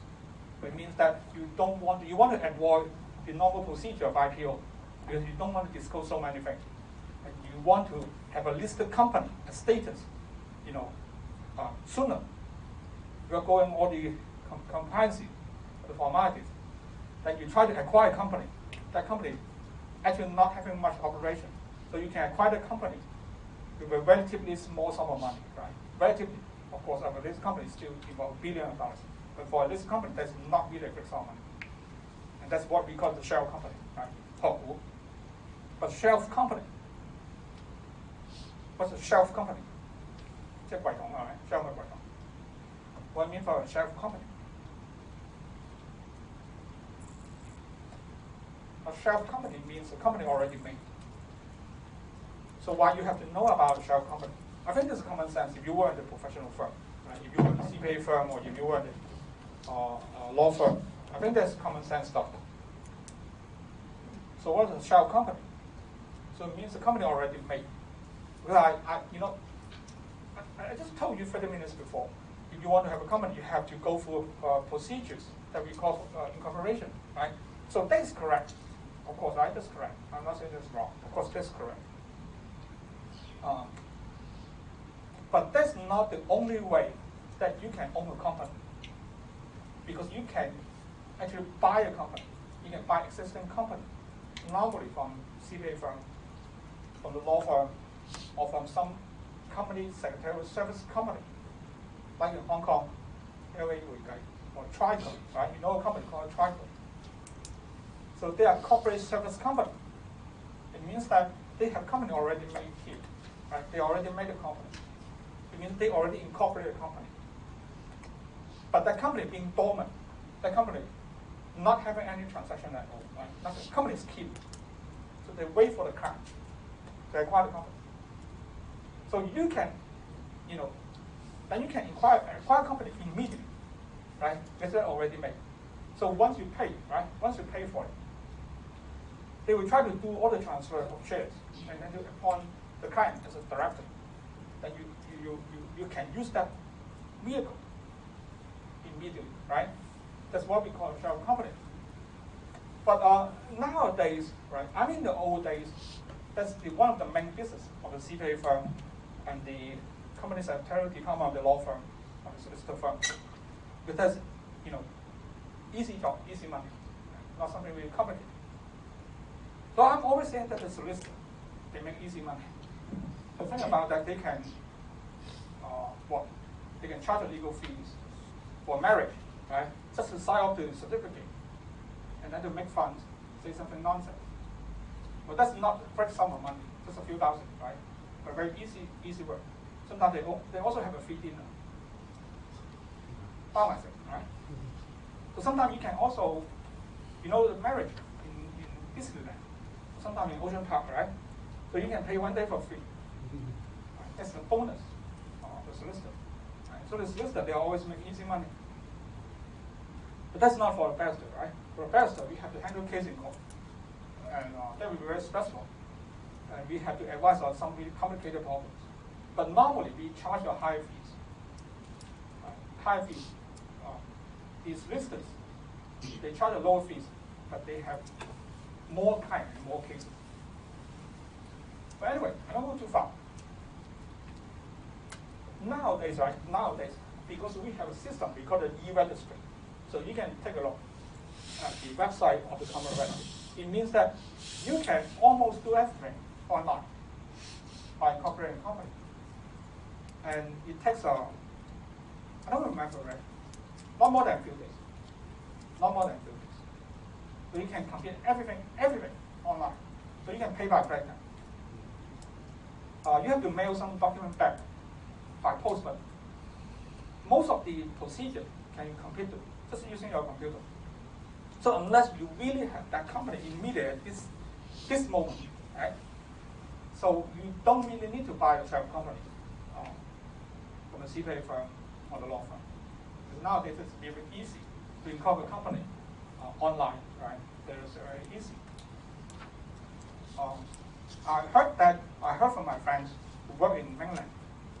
They told me that the system's even more advanced in the mainland, right? I don't really know, right? Because that's not my work to incorporate company as a barrister. I did it when I was a company secretary, but that was old days. Right? But the point is, right? Because of the internet, so nowadays buying a share company is not something serious. But you have to understand that concept. Right? But especially if you don't have any concern with the name of the company, right? If you incorporate your company, then you can name your own company. But sometimes you only need the form, say like for tax purpose. It means you are not actually using a company to run the business. So no third party really concerned about the name of your company. You use it only to hold a piece of land, right? To hold some shares to avoid the tax. So the name, it doesn't really matter. So in that kind of company, you can, in that kind of situation, you can simply buy a share company, right? But if you concern about your real operation, then I think that you should incorporate a new company, right? Because the name means something to you. So especially for the Chinese, right? It means luck, 大發公司, right? Gold, silver, right? Wealthy, right? They like to use terms like with luck. Okay. And how about members and shareholders? First. Are they the same thing? Members and shareholders.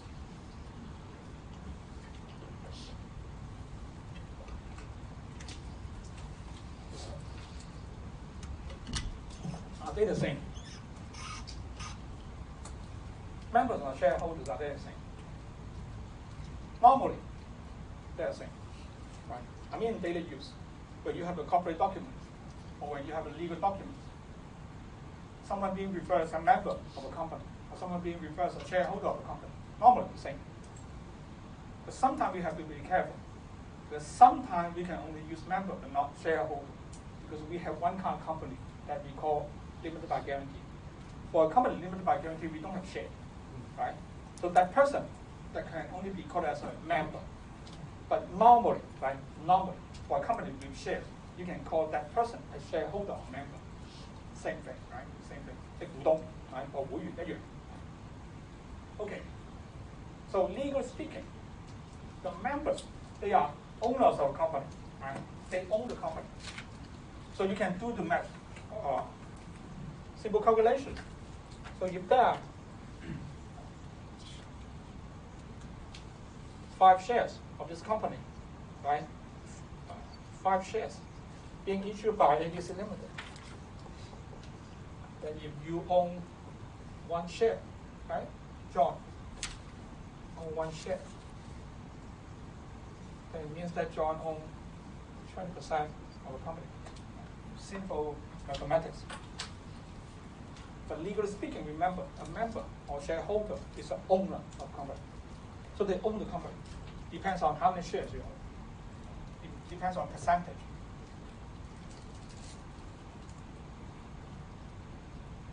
They're owner. But do you think that they can manage the company? Not really, right? Not really. Why? They manage the company in certain extent, but they only manage the company indirectly. Because the shareholders, they are only shareholders. They are not representing the company. They are not managing the company. Only the directors manage the company. So, even you own the company for 100%, right?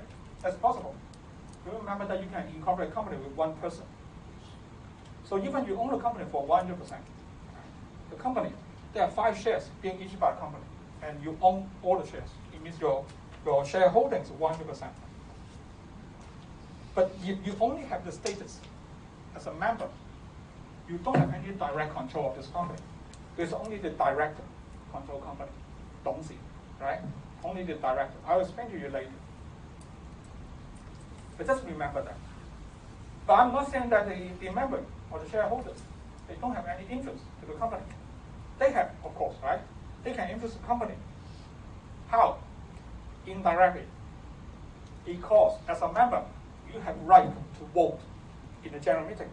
Something you're going to learn in details in the coming lectures. Right? 股東會議 general meeting. Because you have right to vote in the general meeting. So you have indirect influence to the management of the company. So think about, say, like a society, right? Or a society with a voting system. I refer to general, Western kind of democracy. You, as a citizen, you have the right to vote. I don't know, it depends on the system, right? You vote for the president or you vote for the prime minister. And then you select someone and that one to run the company, to run the nation, to run the country.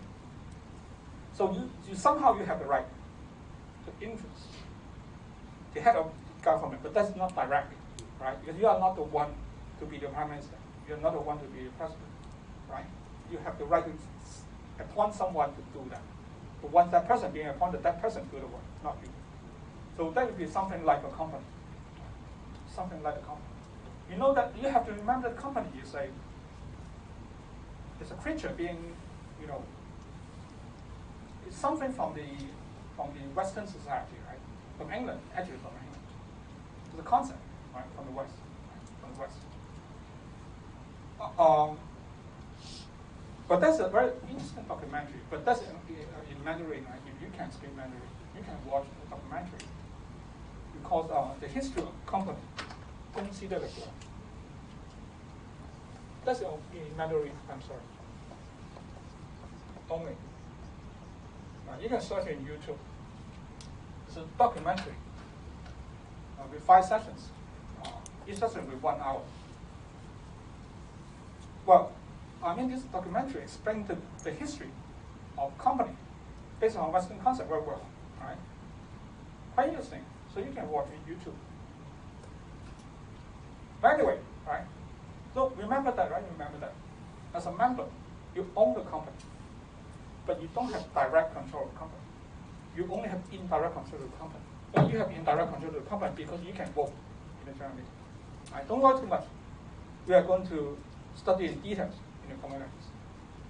So the first batch of members are being called as the founder members. Right? Founder members. It means they were born with the company, right? They were with the company at the time when the company were being incorporated, but they don't have any special status regarding their right in company law, right? Just they have a special name being called as a founding members, but they don't have any special right, right? They don't have any special right in law, but they are the founder members. And remember nowadays, under the new company ordinance, a company can be incorporated with 1 member only, right? 1 person as a member, and 1 person as a shareholder, and that person can also be a director. So you own everything by yourself. So in substance, there are no difference between a sole proprietor. You think about that, right? Not legally, from the operational sense. A sole proprietor means 1 person, right? For a 1-man company, also 1 person. So from the operational sense, same. You will take care of everything. But from legal perspective, hugely different, right? Regarding the legal consequence, the legal implication. And then the membership of the company can be changed subsequently for the issue of new shares or the shares being transferred between different members, right? It means that once the company being incorporated, at first you only have ABC, and then later on you can issue new shares. Then you have another member called the member D, right? Not just ABC, but member D. Or the shares of the existing member, they can also change hands. Maybe member A acquired all the shares of B and C. So now this company only has 1 member, right? The status of the member can change. You can change any time, provided that you are not violating the rules in the articles. Then how about directors?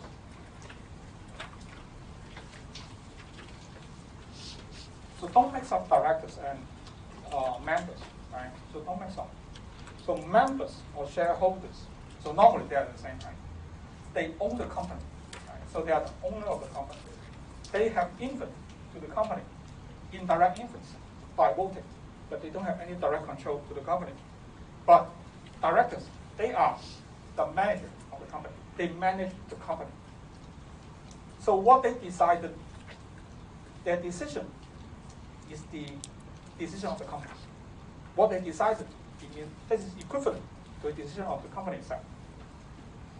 And director is a statutory position. What I mean by statutory position?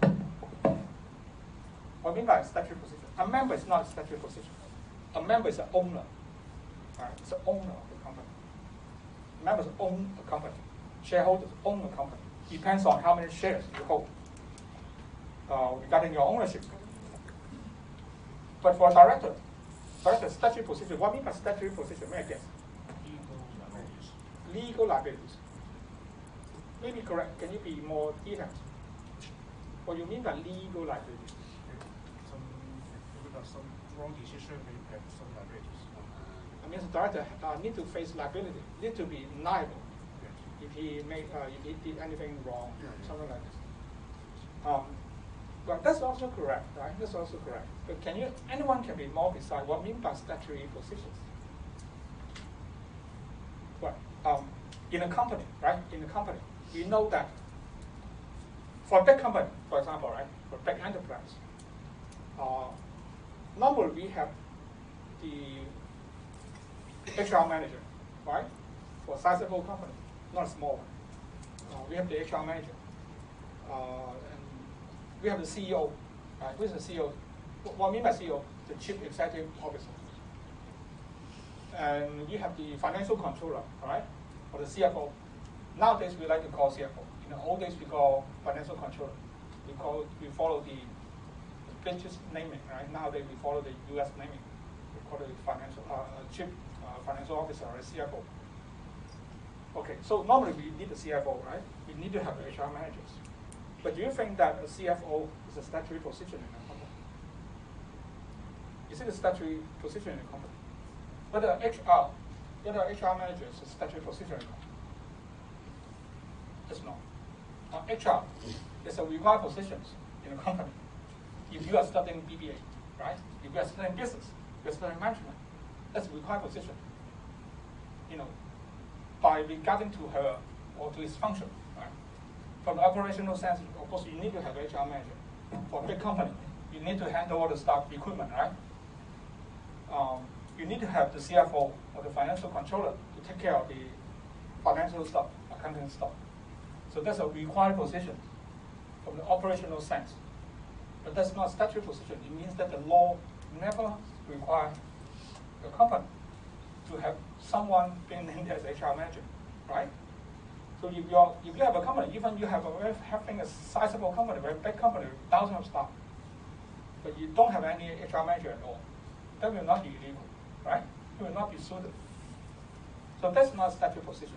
So from that sense, a statutory position means that legally required. Right? Legally required. It means that you need to have that position. When you incorporate a company, you must name someone as a director. So otherwise, you don't have a company. Right? You are not fulfilling the requirements to form a company. Right? So that's a required position. And another one, what I mean by statutory position, it means the right and the liabilities of that position also being defined by law. So something like your answer, right? So I mean, what can be done by a director already defined by the law. And that's not the case for a CFO, not the case for a CEO, right? Somehow, of course, from the operational perspective, we understand the work, the duties of a CEO. But the duty of a CEO never being defined by the law, right? So what's a CEO? You're supposed to be Chief Executive Officer. But maybe in my company, my CEO is only a Chief Entertainment Officer. I mean, that person responsible for organizing the parties, right? Or to make fun, right? Make everyone happy. chief entertainment officer, right? 首席搞笑官. Right? So someone will make jokes on it. Because no one ever required the company to define what mean by CEO, right? Or what need to be done by the CEO. Right? Who cares? Because that's not a statutory position. That's only required positions under business, right? But for a director is a statutory position is one. That's required by law. You need to have director. Number two, the right and liabilities also defined by the law. It means the director, they can always represent the company and to make decision on behalf of the company. So the decision of the director equivalent to decision of the company. That is being defined by company law. But whether decision of a CEO mean to be equivalent to a company, I don't know, it depends, right? The law never defined. So that's subject to many different factors. A CEO may also be a director, but CEO may not be a director at all, right? Because CEO is the only job title, remember. A director is a legal statutory position. It means when you are being appointed as a director, what you need to do, and your right and liability is already defined by the law, and you cannot change, right? You cannot change.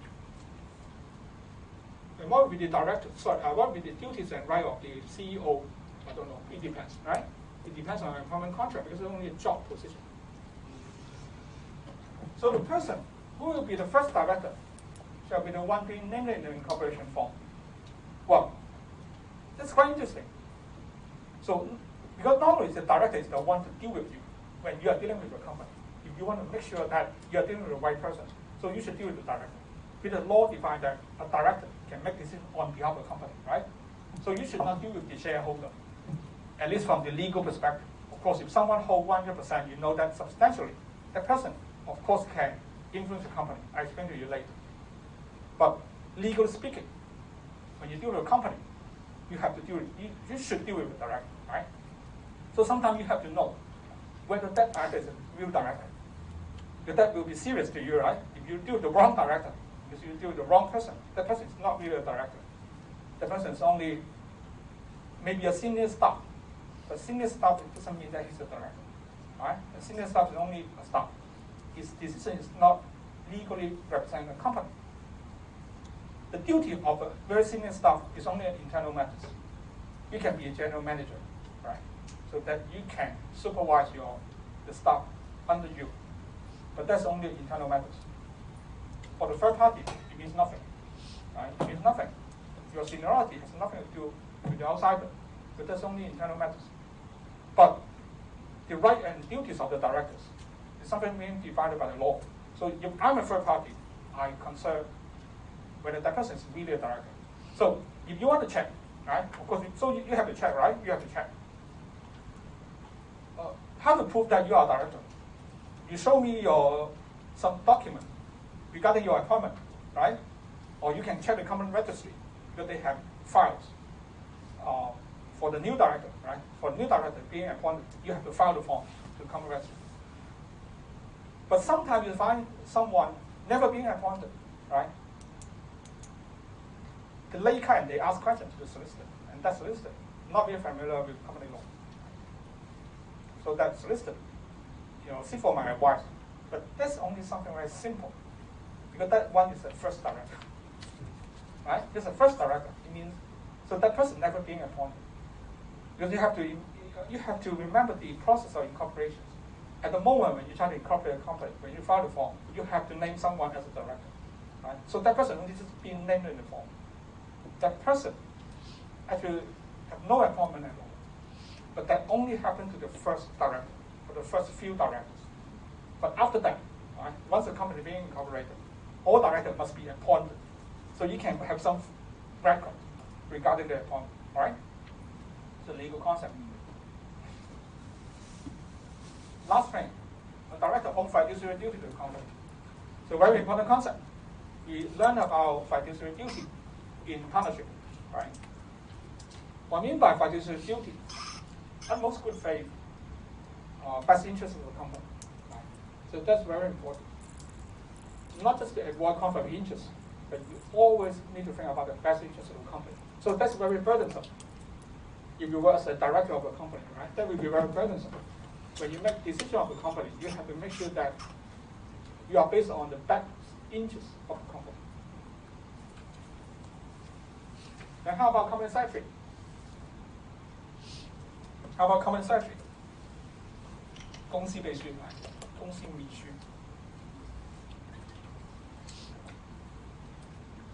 So in mainland they call it 董秘。Well, it makes sense, right? There's different column, but it makes sense.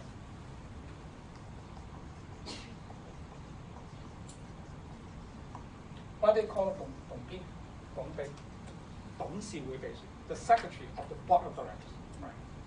So that's the what being called in mainland. In Hong Kong, we like to call company secretary, right? But actually the same person, not exactly the same, similar. So a company secretary is also a statutory position. It means required, right? You understand what I mean by statutory? So you have to have a company secretary appointed. So otherwise, you are not fulfilling all the requirements in forming a company, right? So you need to have, and again, just like a director, the duties and the liabilities of a company secretary also being divided by law. But don't mix up a company secretary with a director and shareholders. Company secretary is not owner of the company. A company secretary is not director of the company. So the company secretary is not managing the company. But the company secretary is somehow we call as a compliance officer, right? As a compliance officer. What do you mean by compliance officer? What do you mean by comply? What do you mean by comply? So in mainland, right, compliance officer are being called as 合規主任, right? So my guess, it means someone make sure all the rules being duly complied with. Right? Compliance officer, think about it from the word comply. Right? It's not comply. What do you mean by comply? It means you have to make sure that everything follows the rules. Right? So that's a very good translation. It means one person makes sure all the rules being followed. Right? So a company secretary being called a compliance officer. So he or she is the one to make sure, all the rules regarding the administration of a company being followed. Like holding a meeting. So you're going to learn about meeting later. This is a very important concept in company law. So when you hold a meeting, you have to notify all the members, and then you have to check their voting. Someone, right? Check their voting, and then to mark the result of the voting. And then when you have to put out directors, you have to hold 12 minutes, right? So what being discussed in the board of directors, and what are the decision. So sometimes you have to remind the directors or the articles. For example, in the case of deadlock, then who have the right to make a decision? The final say, right? The chairman, normally the chairman, they have a casting role, something, right? Fee to fee, deadlock, right? And the chairman make the final rule, something like that. And as a company secretary, you have to remind with all the rules, right? How to do things. But don't mix up company secretary with secretary. Right? The secretary, the private secretary is the one to make a booking for lunch. Or to sit on your lap, right? 嗰啲叫做 no, 大髀秘書 You sit on your lap, right? Yeah, not really work as a common secretary, but I'm not here to tell you. But don't mix up a private secretary and a common secretary. So common secretary is a professional somehow, right? To handle all the stuff. But I mean, compliance officer is a very good description for the work of a company secretary. So as a company secretary, you need to have a residence in Hong Kong because the company registry need to make sure that they can contact you. A company or firm can also be appointed. Quite interesting, right? You can appoint a company as a company secretary, and you can appoint a firm, it means a partnership. Right? You can appoint a partnership as a company secretary. So you can appoint a law firm as a company secretary. And that always happens for a big company. Right? They don't have their in-house company secretary. Right? Sometimes they have their in-house company secretary. So sometimes they just appoint a law firm. A director can also be appointed as a common secretary unless you only have one director. You get the point here. It means that a director can also be a common secretary. You can have dual capacity. But if you only have one director in your company, then that's not allowed, right? But if you have two or more than two directors, then that person can also be common secretary, right? Dual capacity. But the common secretary of a listed company, there are no special requirement regarding the qualification to work as a common secretary in Hong Kong. But for a listed company, right? For a listed company in Hong Kong, the common secretary must be a professional. What I mean by professional? The recognized qualification include lawyer, right? Barrister, solicitor, accountant, chartered accountant, right? You have to qualify chartered accountant or a chartered company secretary. So I have what? Executive cosmetic, right? So I have two qualifications here. So I'm a company secretary. I'm a company secretary and also a lawyer. I just show off, right?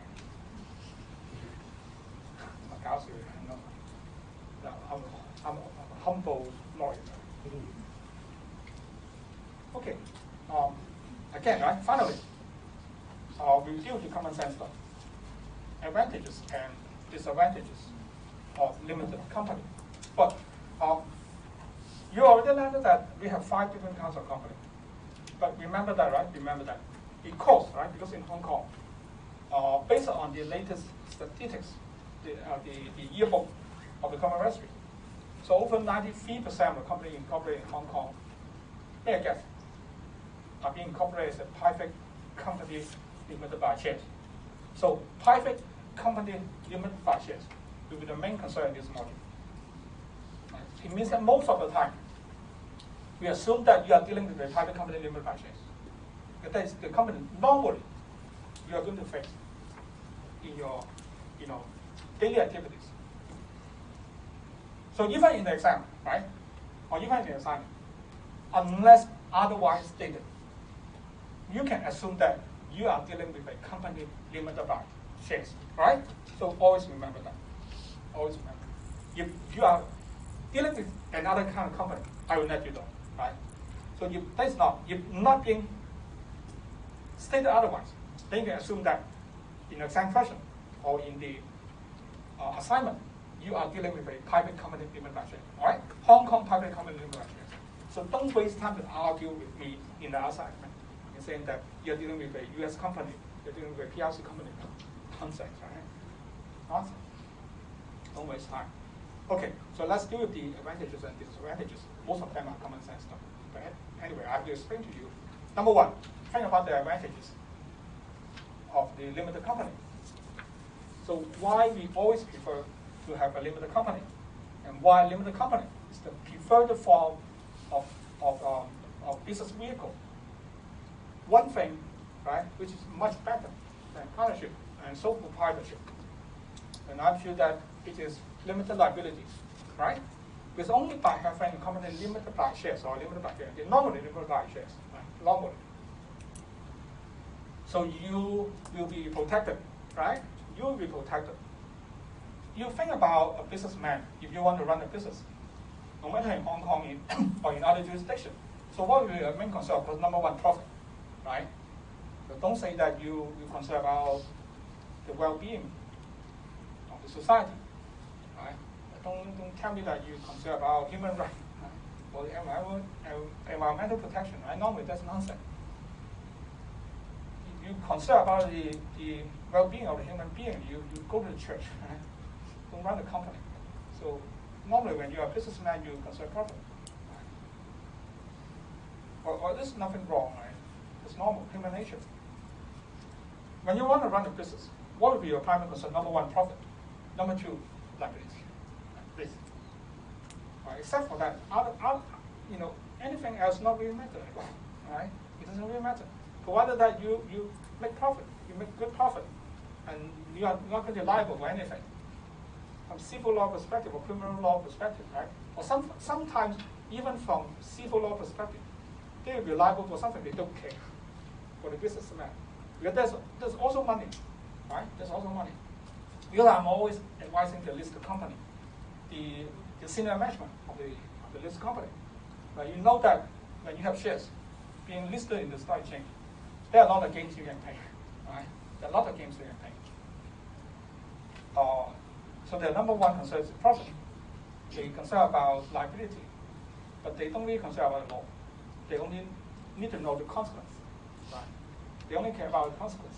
If the consequence of doing something wrong in a listed company is being reprimanded, you know the term reprimand, 譴責, right? Reprimand publicly by the newspaper, they don't care, right? Because I already notorious, I have a reputation already. I don't care, right? If there's a penalty, they ask how much, right? What will be the penalty? 1 million. Oh, that's fine. It doesn't matter, right? Because I can make an internet dealing to make billions of dollars. So I don't care, 1 million penalty. If you will put in jail, well, they will be very serious, right? But they also ask how long. Normally, what will be the sentence? But I'm serious, right? Well, say based on the previous decision, normally not more than 2 years. Right? They seem to be happy about it. But they are going to make $1 million. The maximum penalty is just only 2 years of jail, by deducting all the holidays and good performance, good behavior. Sometimes just 1.5 years, then they can make $1 million. Right? Well, actually, I don't care. Right? If I can make billions of dollars, right? If you're in jail for 1 year, I don't care. 我賺10億、20億。You know. Okay, but that's not something you should learn. A law teacher, right? We try to be law-abiding. The thing is, something really nice, and that's only available in a company is limited liability. Right? It has never been possible to have limited liability in a partnership or in a sole proprietor. Right? It's not possible. So limited liability, the liability of a shareholder for a company, limited to the amount of investment in purchasing the shares of a company. I already explained to you. And this is our focus. It means that in the worst scenario, you lose all your investment, but that's all, right? But that's all. You cannot be sued personally. So the shareholder shall not be responsible for the debt and liabilities incurred by the company. Because as a member, as a shareholder, you cannot be sued by the third party. You cannot be sued by the bank. You cannot be sued by the creditor. So the worst scenario, lose all money. That's the main reason that the limited liability company is the most popular form of business vehicle, right? And that will be our main concern. Number 2, financing. So that's also something very interesting. We have a topic we call corporate finance. Do you know something we call corporate finance? Right? So sometimes when someone tells you that what you work for, I work in the financial industry. So exactly what you're doing, I work for corporate finance, right? So someone saying that is working in corporate finance. Because corporate finance is a very, it's a very important area regarding corporate matters. It's a company can raise funds by many different ways, right? And that's only available to a company. For a human being, as a sole proprietor, to how to raise funds, I can only think of borrowing money, right? So you sign a loan agreement with someone, with an outsider or with the bank. That's all. What can you do? Not much, right? Maybe mortgage, right? You have a property. You can mortgage your own house or some of money, but that's also borrowing money. But for a company, there are many things you can do. Simplest way, by issuing new shares. By printing the papers, right? They print the papers, return for your hard-earned cash. They just give you the papers, think about it. Well, of course, legally it means that it represents ownership, but physically it's only a piece of paper. And then you can issue bonds, debentures, right? So a lot of financial instruments being available for the company and only available for company. So financing normally is good, right? Among the different options. So that will be the best form of business if you think about financing. Another one, transactions. So a company provides a convenient vehicle for the owners to own different assets. If you own everything,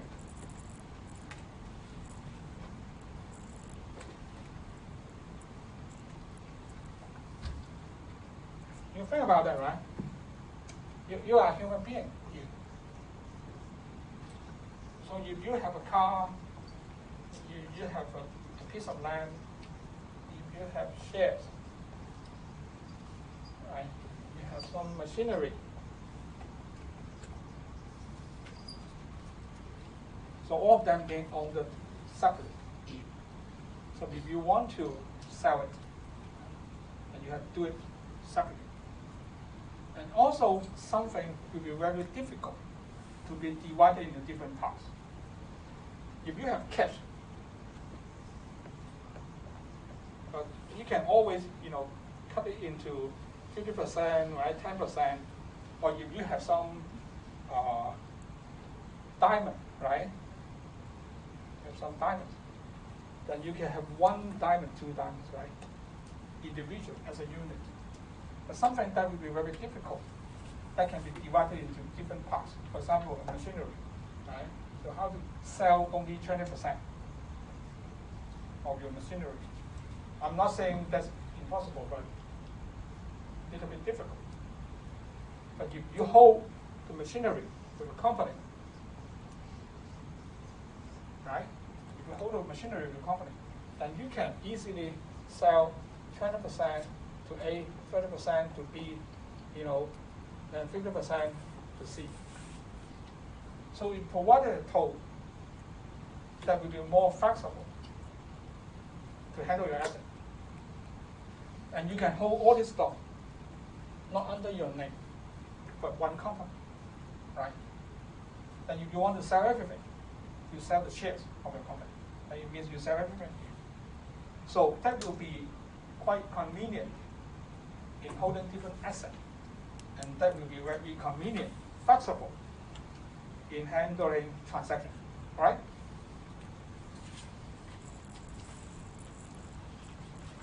And then think about the management. Do you remember the partnership, right? Do you remember the sole proprietor? Sole proprietor is you, and you are sole proprietor. And you already learned about the disadvantages of the sole proprietor. And that's my case, because I have to do everything by myself, right? So at the daytime, I work as a lawyer. In the evening, I work as a teacher, right? And then back home as a gamer, right? Because I always play PS4 and PC game for hours. But I have to do everything by myself, and I cannot delegate my work. I cannot divide myself into 2 different parts. Right? I don't have that magic. So, mix up the ownership and the management in the partnership also mixed up. Do you remember that? Because in partnership, there's no individual existence. So when the partners they own something, their personal asset will be mixed up to the partnership. That they are not separate, right? Partnership means a combination of different people, but you are not creating something separate from yourself.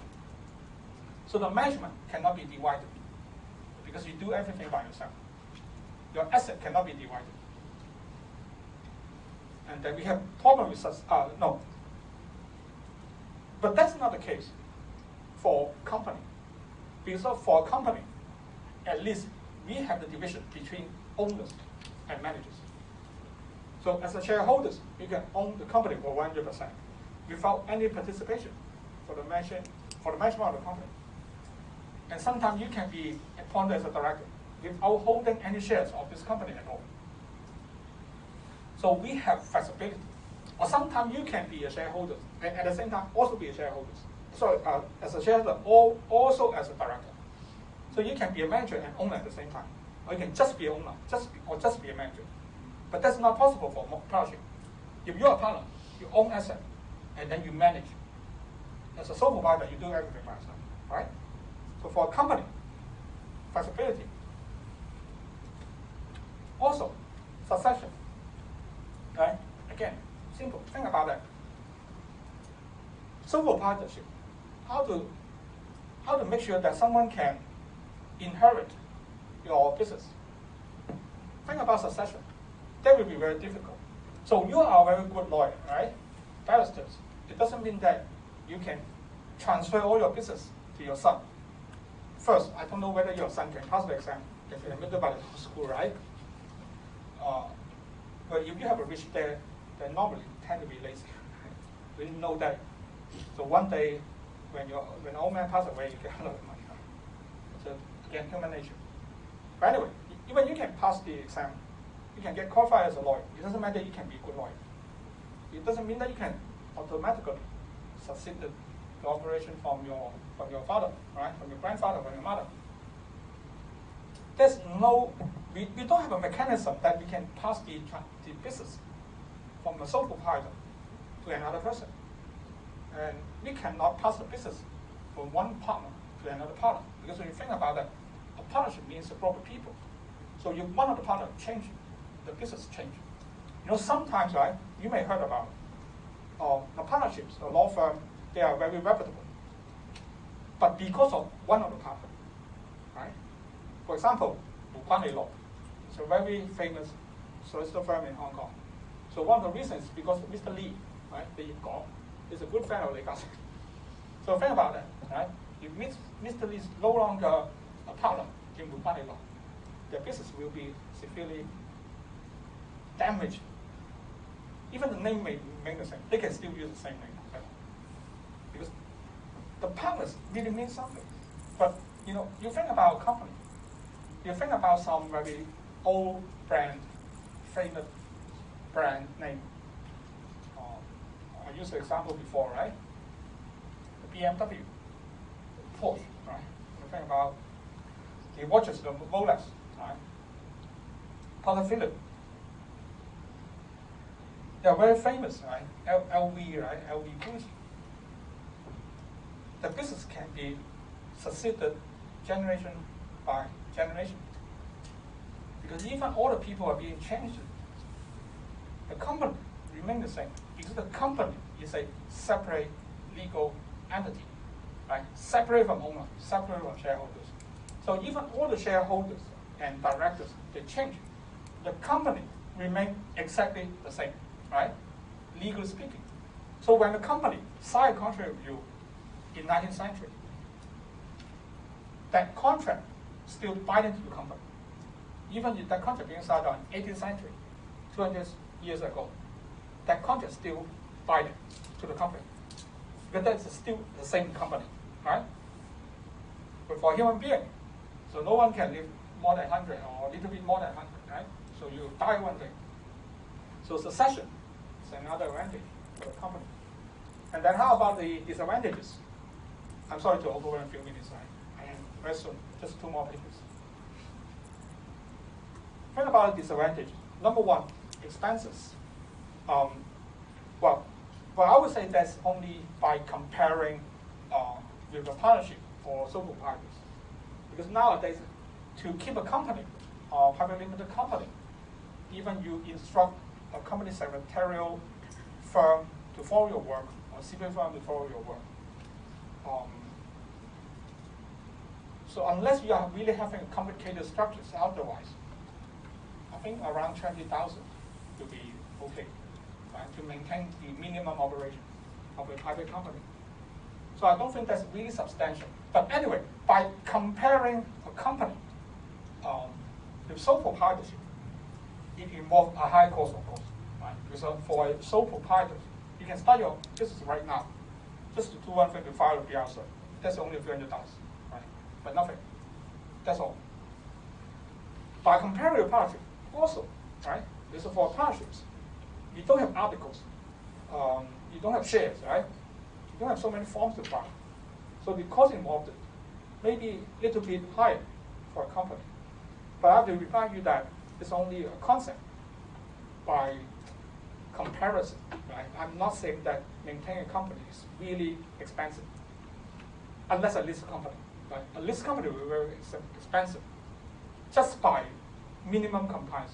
It means to follow all the rules of the stock exchange, for SFC, for the common registry. That will be quite substantial. It involves $1 million just for complying the rules, right? So you have to retain the very famous CPA firm to do the audit. They all already involve a lot of money. Right? And then you need to have a professional, right? you need to have a lawyer to work as a common secretary. And then salary, think about it, right? And then the continuous obligations, because when you run a company, so there are a lot of things you have to do. You have to hold meeting. You need to have auditing. You have board meeting, and you have shareholder meeting. So all of them need to pass a resolution, and there are a lot of records. You always need to do a lot of notifications to notify all the members to attend a meeting, right? Keep all the record, all the things, file the forms to become a registry. So there are lots of things you have to do in order to maintain what we call minimum compliance. So the continuous obligation will be another problem you have to think about. And of course, the termination. That will be quite complicated in order to terminate a company. That we have to spend a whole lecture to learn about. And that's the last lecture, in lecture 10, right? We start from incorporation, and the writing off, right? Birth of a company, and then the death of company, right? Disease of the company. But the point is, for example, how to end the operations of a sole proprietorship or as a sole proprietor. How to terminate your business as a sole proprietor. You say one word. I retire. I'm a sole proprietor. So one day I'm up to the shore, so on, right? I have a lot of money, right? I don't need to pay. I can rely on my passive income, right? I can enjoy life. I'm not yet. I'm sorry. I still need to work hard. But if one day, right, I have enough cash in the bank account, so I can retire. So how to end my business as a sole proprietor? I'm sorry, I retire. So my solicitor called me for a case in high court. I'm sorry, I retire, right? And how you say Thomas, right? He asked me to take over another cousin. I'm sorry, I retire, right? I get a lot of cash back. I don't have to work again. So what you need to do, nothing, retire. So how to terminate a partnership? Easy. Because the thing about the very foundation of a partnership is contract. Do you remember? Contractual based. A group of people agree to work together. So you can also always dissolve the contract by mutual consent. So quite easy. Then the thing about a company, complicated. So because you have to go through a process we call liquidation, right? That's what we need to learn in lecture 10. That will be quite lengthy, very burdensome. A lot of things involved, right? You have to file a lot of forms, you get a lot of things. You need to retain a CPA normally to do all the work, right? So even you are in trouble, you are not having cash, but you still need to have cash to pay the professional to help you to survive a company, right? So that will be very sad. And then the tax, generally, the power tax will be a little bit higher. Last thing, this one is quite substantial. Publicity, because you have to think about that. If you have a company, you need to file a lot of forms to become a registry. So if you have serious concern to privacy, then that will be a problem. Because unlike sole proprietorship, right? I'm a sole proprietor. I don't need to file my bank account to any organization, not to the bar association, right? So they don't know how much money I get. They know nothing about my bank account. Right? And you don't have any way to search my financial background before you retain a solicitor, before you retain a barrister. But if you have a company, because there are a lot of forms you have to file, you always need to make disclosures. So all the names of the members, all the names of the directors, whenever you have new members, whenever you have new directors, so everything can be learned about the public by doing the company search, right? So if you concern about, including your article, right? The articles is also a public document. So the public can learn about it by doing the company search. So if you have confidentiality concern, then company may be a problem to you, right? Because the commercial secret cannot be very well covered. Right? So that's one of the concerns. Okay, before we end the class, we try to sum up everything by looking at this table. Something we already discussed. We just take a look again. Think about number one, formation, right? By comparing partnership of company. So why I make a table like this? Take a guess. Because I'm just free to do it. You always have questions in an exam like this one, right? So be careful. I'm not guaranteed that you're going to have a question in your exam, right? But from history, right? By looking at the past record. Say like by comparing the formations of the company and partnerships. So one being formed by registration, right? Most important. And remember, right? One single word, registration. But for partnership, this is only a contract, right? So the cost will be low. The legal status for a company, separate legal entity, very important, right? I'm going to explain to you in detail on the next lecture, Tuesday. But for partnerships, jointly and separately liable, no independent existence. You and the partnership basically are the same thing. Partnership means a group of people only. So ownership, right? You can change by transferring shares. But for partnership, complicated, because that means a group of people, right? Whether you can admit a new partner, you have the right to refuse. All the partners, you have the right to refuse. And you want the partner to resign, then basically, that's no longer the same partnership. Even the name still the same, right? Do you remember the liability of the partner? I explained to you last time, right? When you join a company in 218, so anything happening in 217, you have nothing to do with you. When you resign on 2018, what happened in 219, you have nothing to do with you. So when there are different partners, so legally speaking, they are different things, right? But for a company, it doesn't matter. Regardless of the change of the members, regardless of the change of directors, the company is always the same company. So a company signed a contract with you 200 years ago, right? Rolex signed a contract with you 200 years ago, they were the same. The contract is still binding because the company is still the same, right? So management for a company can be separated. The directors, they manage the company. Members, they own the company. They can be separated. You can just own the company, or you can just manage the company, or you can do both. But for a partnership, mix it up, right? As a partner, you have to manage. You have to run the business. Otherwise, you are not a partner. Because the definition in law saying that you run a business in common with a will to profit, right? So it means that you have to work on it. Otherwise, you are not a partner at all. But as a company, no. If you don't like to manage, you only want to be an investor, passive investor, then you be a shareholder. You own 100%, right? But you don't participate. You hire someone good to manage your business. Now, how about agency? No agency relationship between members themselves and the company and the member. So the member or the shareholder is not an agent of the company, right? Don't mix up. But a partner, as defined by the law, a partner is an agent of the partnership. And a partner is also an agent of all the other partners. The law divided. You cannot change. Right? But for a company, you are just a member. You are just a shareholder. You are not agent of the company. You are not agent of other members. All right? Okay. So that's all for today. Right? That's all for today. So see you on coming Tuesday. Right?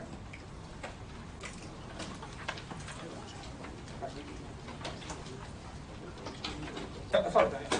Number one meeting, attendance, right? You haven't signed up the attendance.